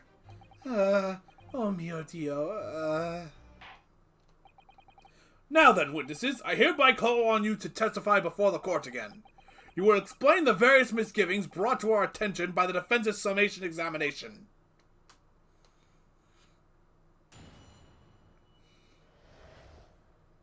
Various misgivings. I only carried 4 passengers that night. I swear, but, Well, I for one was told I had to pay 5 pence for the bus. He filled us on the fare, he did. And then I saw that blood-curdling sight as well. It's all too much. I tell you, I saw McGillen stabbing that man. Everything I said before stands. Oh, yes, he stabbed him. Yes, he did. I think so, yes. Counsel, make sense of this for me, please. The phantom 5th passenger conjured into existence by the by my learned Eastern friend never existed. The confusion has arisen from the coachman's sly little cousinage. Beppo, explain yourself! I'm terribly sorry, Guildmaster. The guild's fare is 4 pence across the board. You know that. I am to understand that you've been overcharging our passengers by a penny fare? It's so cold, and the last run of the day is always half empty. You have been dishonest, coachman. I'm sorry. You're a disgrace, Beppo! A disgrace! And your selfish actions have brought dishonor on the entire guild! If I may say, sir, I had to pay 10 pence on the bus just last week. What?! 4 passengers at 5 pence each is, yes, 20 pence. I've done the arithmetic 10 times already, but I just can't make the result come out differently. No, that figures. Well, it would appear that one of the aforementioned misgivings has already been explained. So, counsel for the defense, your cross-examination, if you please. We've already had the pleasure of a protracted summation examination today. I see you intend to continue the parlor games. Absolutely.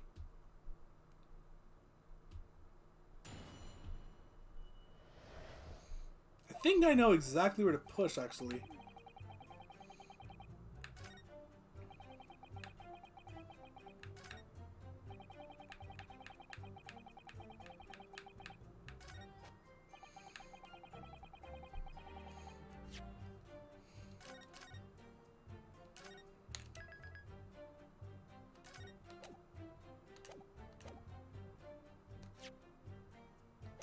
Hold on, I'll just press for now.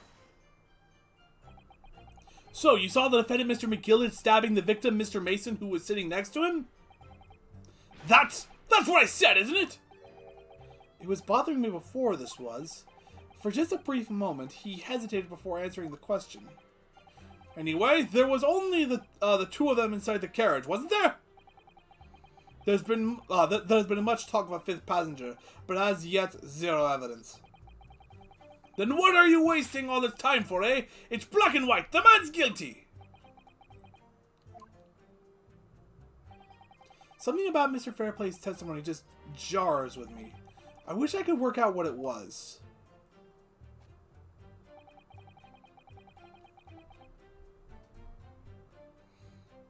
Hold it!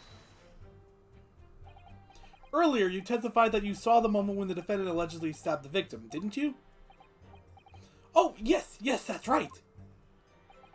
I keep expecting that little bling or some kind of sound effect. You said that the victim was on the floor and described the assailant holding the knife in an ice pick grip. I suppose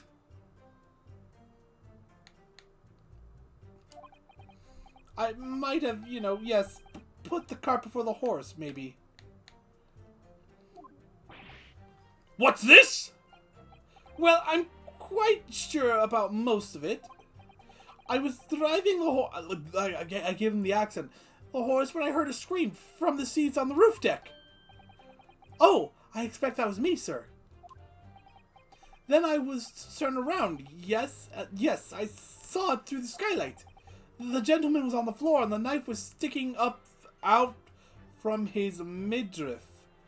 On the floor? That's right, and the fellow holding the handle was the famous man, yes. So in short, You didn't see the moment when the victim was actually stabbed at all.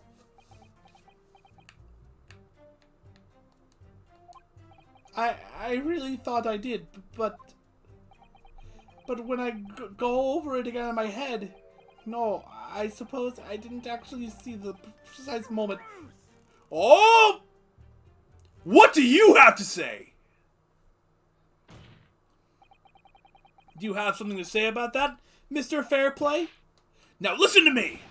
I know what you're thinking. He didn't really see the exact moment the fellow was stabbed. What are the chances of that? Eh? Are you asking me or telling me? He's getting flustered. I might be able to extract some new information from him if I answer him cleverly.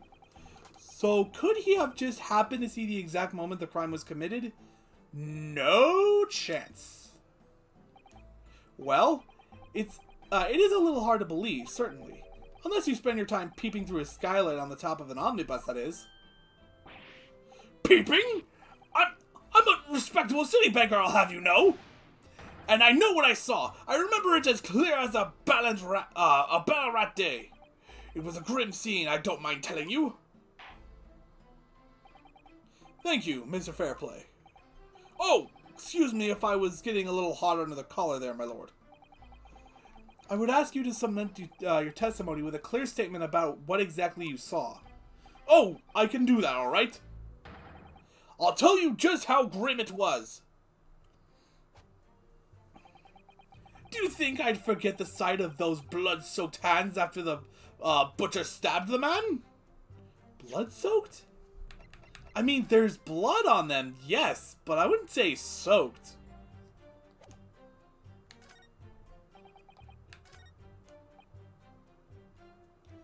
Sight of those blood-soaked hands after the butcher stabbed him.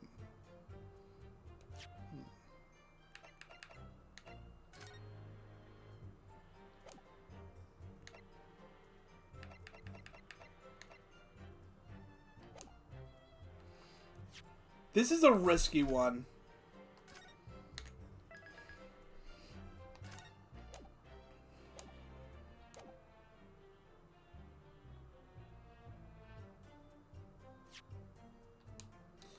Yeah, I'm gonna present this and see what happens. The music stopped. Blood-soaked hands? Well, I admit that soaked might be laying it on a little thick, but anyway, there was definitely blood all over them. Both of them were covered in it. Well, I'm very sorry to disagree, Mr. Fairplay, but that's more than a little peculiar. What? Here are the gloves worn by the defendant, Mr. McGilded, on the night in question. Oh yes, right. And there certainly does appear to be a sizable dark-colored stain there. But as I'm sure you can clearly see, it's only on the right hand. Oh, he said plural. Arrgh! In short, Mr. Fairplay, your testimony's inconsistent. Gag! But no! That can't be right! So you're the liar here, then! Gag! That's right! You are quite clear about it! Gag! It was both hands! Gag! Mr. Fairplay, if your last statement was a lie, it calls your entire testimony into question. You say you saw the moment the victim was stabbed, but is that really the truth? Objection! It was a simple mistake. You can't justify accusing this man of lying. Yes, it wasn't both hands. It was only one, but the fact remains. The victim's blood was on the accused. No, Mr. Fairplay categorically stated that he saw blood all over both hands. Which means there's a strong possibility that this witness was deliberately trying to mislead the court. Garg! Why? I'm a city banker, for pity's sake. My word should be the gold standard. I'm a gentleman, not some gutter snipe. Upstanding members of society don't prevaricate. He's claiming to have no reason to lie. But is that really the case? Mr. Naruhodo, If we had some evidence to explain why Mr. Fairplay might be lying, it could turn the tide of this trial completely. Something to show this man had compelling reason to lie in his testimony. Saving just in case, but I think I already know what it is.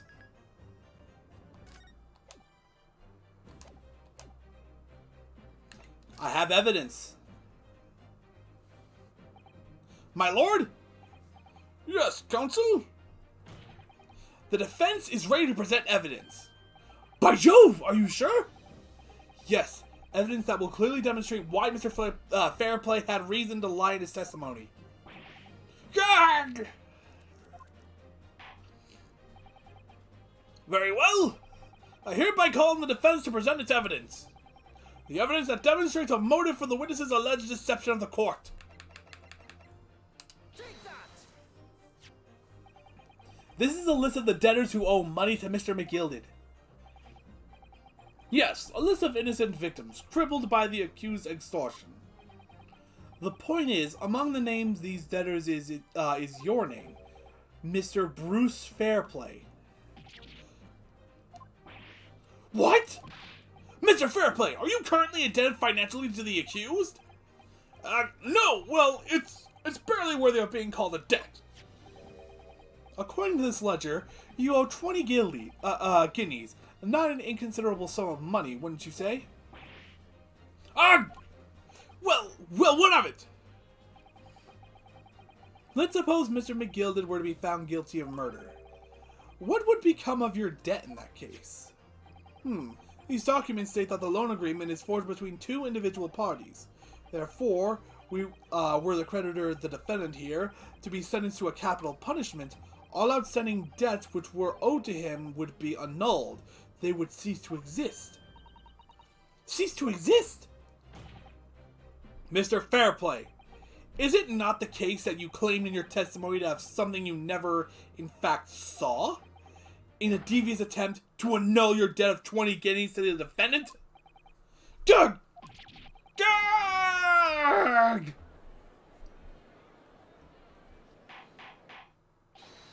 Order! Order! Order! Mr. Bruce Fairplay! Yes, my lord. Let me ask you again. And be aware that your answer may have most serious implications upon your future, sir. Did you or did you not see the precise moment in time at which the defendant is alleged to have thrust a knife into the victim?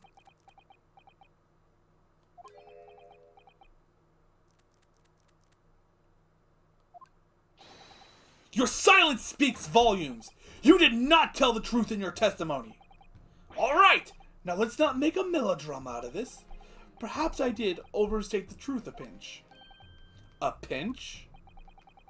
But it makes no difference. I definitely remember seeing blood on Mr. McGild's hands. Both of them. And yet, only one of the defendant's gloves, which we have here as evidence, is stained. So you keep saying. I wonder if I might be allowed to speak, sir. Go ahead, Mr. First. Well, the thing is, I think I remember seeing it myself, as it happens. Seeing what? The blood, sir, on the assailant's hands. I think, yes. I'm almost sure that it was on both of his hands, not just one. What? What?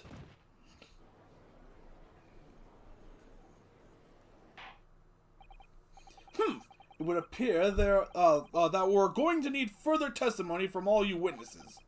This time, I would like to know precisely what you did and what you did not see.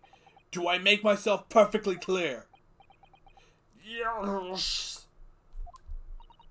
Mr. Naruhodo, this is good news. The course of the trial seems to have shifted slightly at last. Yes.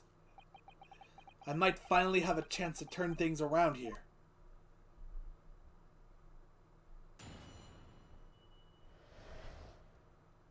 What the witnesses really saw. There was blood on both hands of the assailant. I sincerely and distinctly remember that. However, I suppose you might say that I didn't see the exact moment the stabbing transpired, if that matters. I remember seeing the knife, and I remember seeing both of the attackers' hands with blood on them. I didn't actually see anything myself, no, not until I heard that scream. Anyway, the fact remains, there can't have been anyone else inside that carriage, or we all would have seen. I'm very sorry for not being able to speak.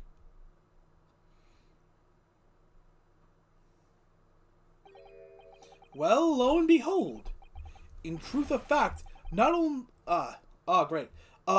one of you as witnesses to the crucial moment of the crime was perpetrated. I apologize, my lord, but honestly, there was no one else inside that carriage, and the man's hands were covered in blood. Grr, that much incriminating evidence is tantamount to saying that we saw the man do it. That's really not what testimony is about. Let's examine the interior of the omnibus once more. The victim's fresh blood is clearly visible on the seat, corroborating the witness's account. In other words, there is no substantial nor significant change in the facts to this case. Let me actually take another look at that. So they would have had to have been sitting here, and I can't look directly down. Trying to see if I can. Well, it is definitely on that seat, so I guess yeah, it's possible. But at the same time, they couldn't have seen anybody here.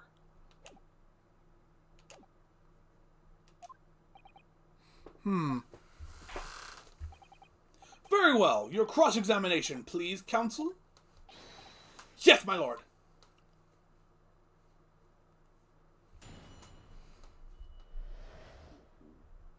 What the witnesses really saw. There was blood on both hands of the assailant. I sincerely and distinctly remember that. Just press everything. No, the evidence tells us otherwise. We have the gloves the defendant was wearing on the night in question in the court record. I'm well aware of that, sir, but nevertheless, I know what I saw and I stand by it. The man had blood on both his hands. He's defiant, even in the face of hard evidence. He's steadfastly refusing to admit that he might be mistaken about what he saw. But why? Your reasoning is dire.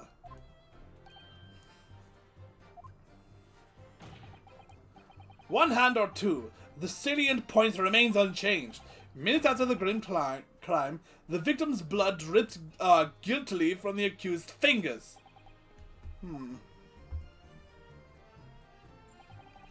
However, I suppose you might say that I didn't see the exact moment the stabbing transpired, if that matters. Don't try to downplay this. Whether or not you saw the exact moment of the crime is a matter of fundamental importance, as you well know.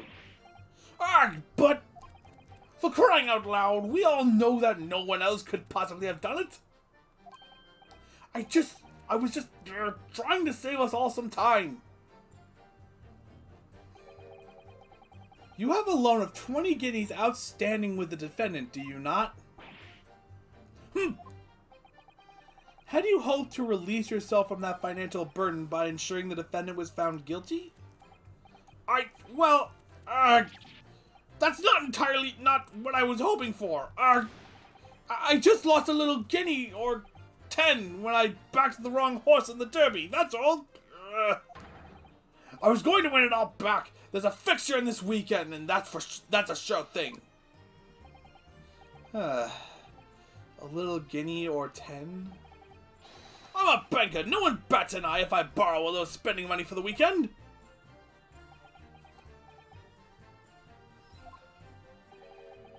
I think you may have revealed rather more about your character than you bargained for, sir. The witness's scruples are not on trial here. Proceed to the next witness. Is that really how it's supposed to work?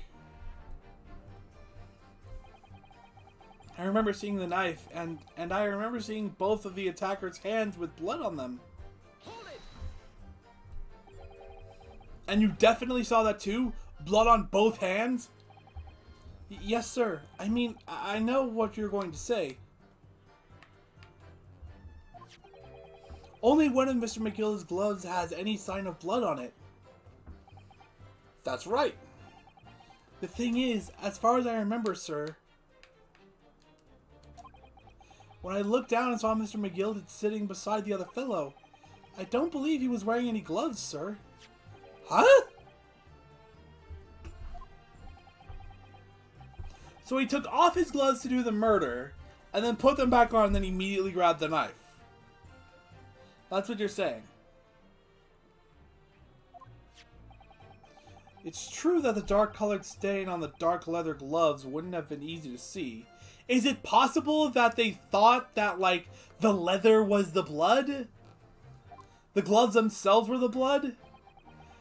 I should point out that the police officer who apprehended the accused. I'm sorry.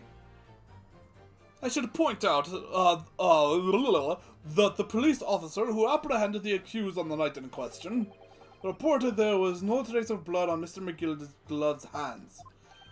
What? This is puzzling indeed. This must be significant somehow. I'm sure of it. I didn't actually see anything myself. No, not until I heard that scream. I honestly do not want to mimic his stuttering just because I myself have a history of stuttering. And I do not want to go back to that.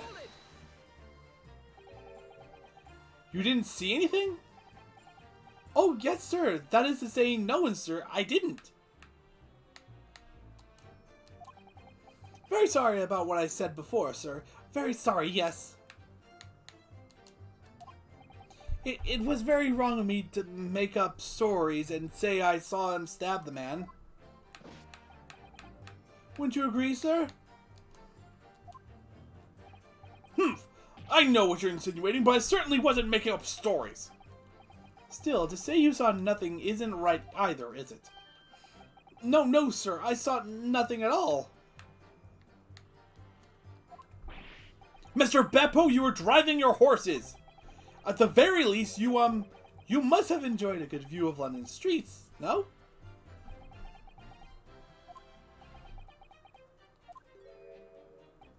Oh, please. You didn't even see that. It was cold that night, you see. It was all I could do to keep myself from passing out, sir. My head was fairly frozen solid, sorry to say, sir. It would seem prudent to avoid travel on the last omnibus service of London's cold winter nights. Beppo!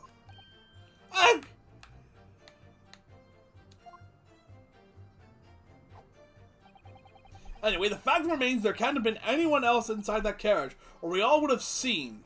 Not necessarily.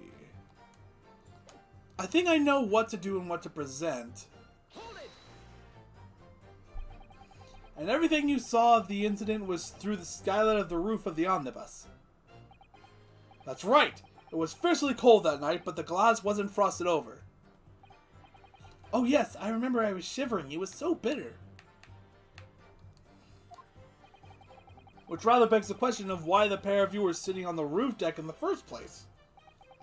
Well, I don't know about this young fellow, but I couldn't enter the cabin. Oh, why not? It was locked from the inside. I tried knocking, but no one opened the door. I forgot to check. Well, then again, it was locked? That's right! And it's a public bus service, for pity's sake. That's not what I call fair play. Yes, I had exactly the same experience. I tried knocking, but the gen inside just gestured at me to clear off. So I had no choice but to climb up to the roof deck and look down longingly into the warm cabin below. Well, I can assure you, I wasn't just looking down, I was glaring long and hard. And that's precisely why I can tell you with absolute confidence that if there was anyone else at all in that cabin, I would have noticed. Whoa. I'm not sure about these two witnesses. Could they really have seen everything inside the cabin through the skylight? They might not have been able to. Allow me to confirm one thing, Mr. Fairplay. You were riding this omnibus and witnessed the events in the cabin through the skylight and the floor of the upper deck. Is that right? That's right, that's right, yes. In that case, there is a portion of the cabin interior that would have been out of sight from you. What? By golly, really? Obviously, at this stage, we can't say for sure. But the possibility cannot be denied that at the time of the incident, there could have been another passenger in the enclosed cabin of the omnibus. Objection! Enough hypothetical meandering, my Nipponese friend. My bad. The prosecution demands that you substantiate your claims. After all, the scene of the crime is here, in the flesh. I'm not sure if I'm gonna have to point to the seat below them, or the or like the storage cabin. So I'm gonna save just in case. It's definitely one of the two.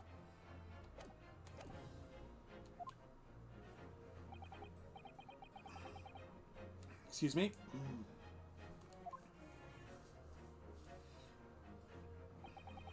You will identify the area on this cross-examination, on this cross-sectional plan of the omnibus. Where exactly in the omnibus are you suggesting the potential extra passenger could have been situated? Right here. Take that! Both rows of seats on the roof face in the direction of travel, whereas the seats in the enclosed cabin face each other, which means the visible part of the cabin which passengers on the roof deck can see through the skylight is as I've drawn here. Ah! That's right, my lord. As you can see, the seat opposite the one on which the victim and his attacker were sitting is obscured from view. In other words, if someone had been sitting on that seat, it's quite possible that these witnesses would have been completely unaware of it. Gag! Objection! It's quite possible some phantom was sitting there. You Nipponese have a forbidding habit of obscuring the truth with ambiguity. I concur with the prosecution's rejoinder. In a British court of law, evidence is paramount. I cannot entertain this conjecture, counsel. That is, unless you're able to put a name to this mysterious passenger to whom you allude. I don't think I can.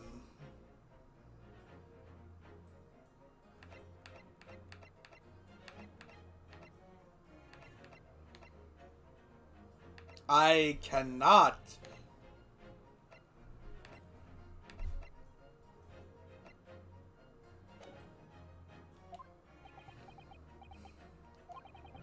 I honestly don't know. Who could it have been? Who could have been in the other seat, which was out of sight from the witnesses on the roof deck?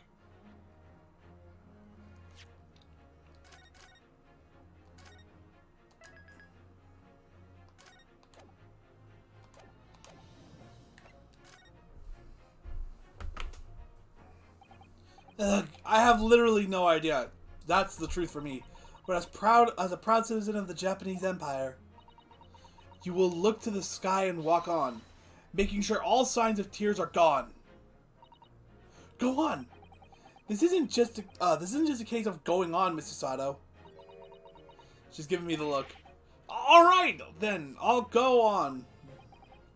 The defense would like to put forward a name. Don't know whose. You are a fool. That response was a desperate attempt by a man who has no notion of limitations. Is there more? There's no one else here.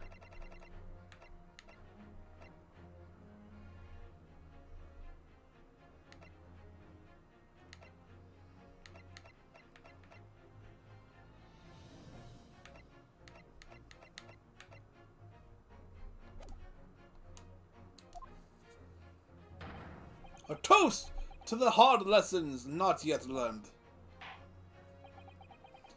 Let us not delay, Counsel. The defense is still to name the passenger in the other seat. This could be it. This could be the chance I've been waiting for to turn the trial around in my favor.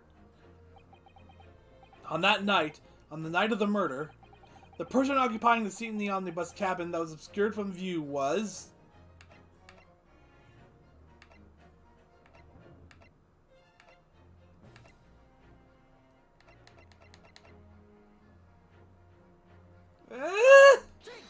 I don't know what I'm doing!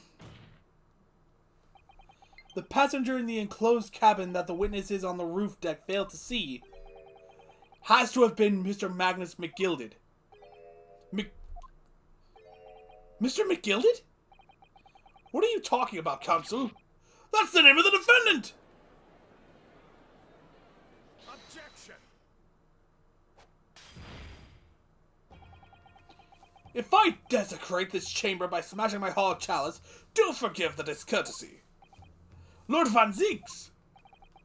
People talk of those tiny island nations in the Far East as having a learning and culture of their own. But I see they use the terms ill-advisedly. What are you trying to say?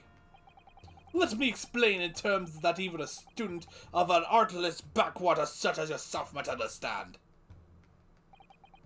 When the bloody scene unfolded, the victim and his assailant were sitting side by side. Multiple witnesses have attested to the fact. It's the very premise on which this case is built. Objection! And I'm saying it's wrong, but that premise may be wrong. What? If the victim really was sitting beside Mr. McGilded, it creates an inconsistency that can't be reconciled in any way. What inconsistency, Counsel? The defendant's gloves, my lord. Actually, let me check that. Yeah, I mean, he'd have to use like his left hand unless he like really went for it, like he'd like turn his body. Both witnesses made the same testimony. They claimed that there was blood on both hands of the person sitting next to the victim. Objection! I think I'm actually just gonna try and replicate his objection voice. Yet we know the truth to be otherwise. Only one glove bears the gory remains. Objection! And the point is, even in the face of this irrefutable evidence, both witnesses have maintained their stance. Yes, their testimony remains unchanged. Exactly, they both adamantly swear that they clearly remember seeing blood on both hands of the assailant. In short, their memory of events is correct, and their testimony reveals the truth. It was somebody else sitting beside the victim that night, a third party we have yet to identify. And the victim's blood was on that passenger's hands, both of them. Objection! And who was this third party? Obviously, the true culprit. Extraordinary.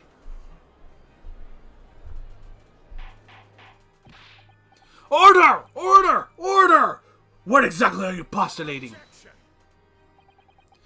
The defense's postulation is just that, nothing more than conjecture. The witnesses have clearly stated that they saw the accused. But when elaborating on his testimony, Mr. Fairplay said the two of them were wearing hats and I couldn't exactly make out their faces. Yes.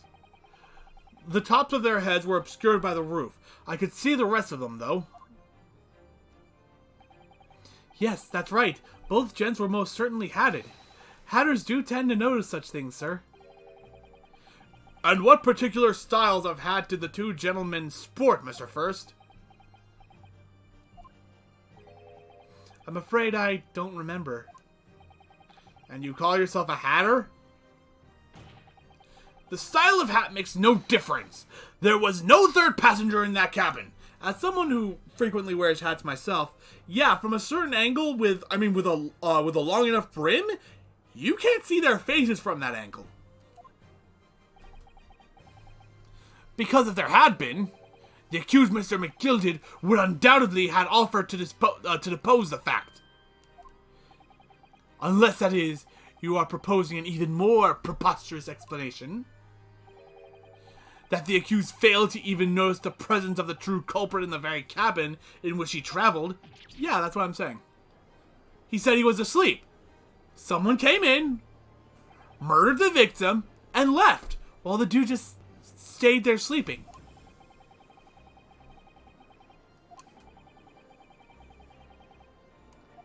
Except, no, it's not. He could have been sleeping. That's what he said. There's clearly a simple solution to this problem. Bring the accused, Mr. McGilded, to the stand? Well, what say you, counsel? The prosecution objects, my lord. On what grounds? As a suspect, he will have already made a full statement to the police. But what if there's some reason why he's unable to speak freely? Magnus McGilded is no uneducated ruffian. If it indeed turns out the man has been withholding information, you can be sure it will have been a most deliberate act. Counsel for the defense, what is your opinion? My lord, should we ask Mr. McGilded to testify or not? Yes, we need to hear what he has to say in order to find out the truth. The defense will have to call Mr. McGilded to the stand. In that case, I would like to hear the opinion of the jury. Yes, I need a little time to consider this. If you ask me, I think we should hear what Mr. McGilded has to say. Get the man out here, I say! It would be utterly illogical not to hear his testimony. When something needs doing, get it done. That's how I run things at the guild. Hearing what the patron of my favorite little park has to say? Oh yes, that would be lovely. Yes! The jury says the man must be heard! Very well, the court will hear the defendant's testimony. Bailiff, show the defendant to the stand at once.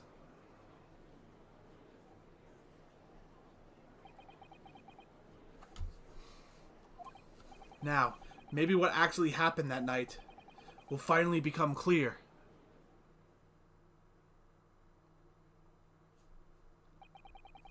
Let proceedings be resumed. Mr. McGilded, have you been listening to the discourse of the day? To be sure I have, my lord. There are now two matters on which the court desires to hear from you. The first is whether or not there was a third party with you in the omnibus cabin, as proposed by the defense. The second is that if such a person was indeed present, why did you conceal that fact from the police? But no, 'tis not in my nature to hide anything at all. Just answer the question, please. The truth of the matter is, I've been desperate about this all along. Do I tell yous all, or keep me mouth shut? Tell us what, Mr. McGilded? The fine fellow representing me is absolutely right. In the carriage on the night with myself and the other man, there was another passenger. It's true? Aye, and 'twas me who helped the little urchin get away after it all happened. You... What?!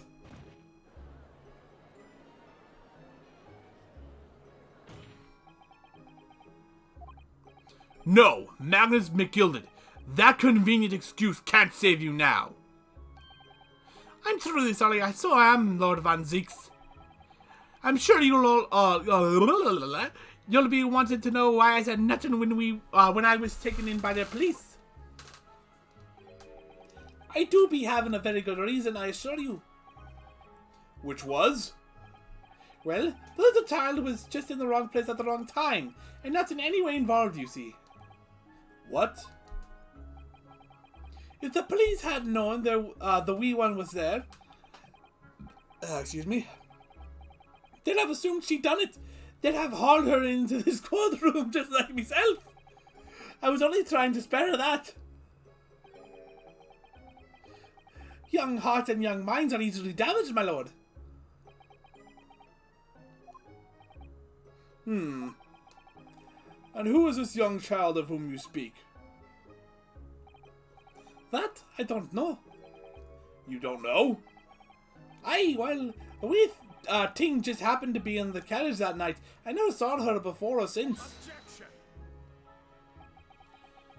We have absolutely no reason to believe this man. The prosecution calls for the witness's statement to be disregarded by the court. You know, I wouldn't be surprised if the urchin isn't here in this courtroom as we speak, listening to the proceedings. What? Oh, someone just got shot.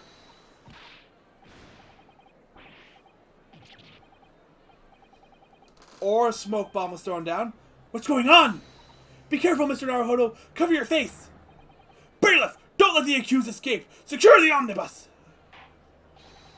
I hereby call an emergency recess. Bailiff, ensure the defendant is in custody and clear the courtroom.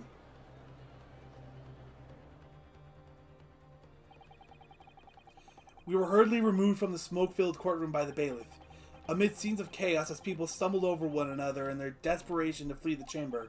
We had no idea what was happening. All we knew was that, for the time being at least, the trial was suspended. To be continued!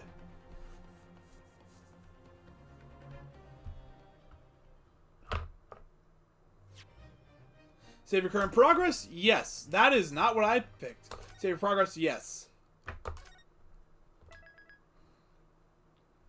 Alright. So, that is going to do it for tonight's stream. I will be back at 7 o'clock, hopefully on time this time, next week for more Great Ace Attorney Chronicles.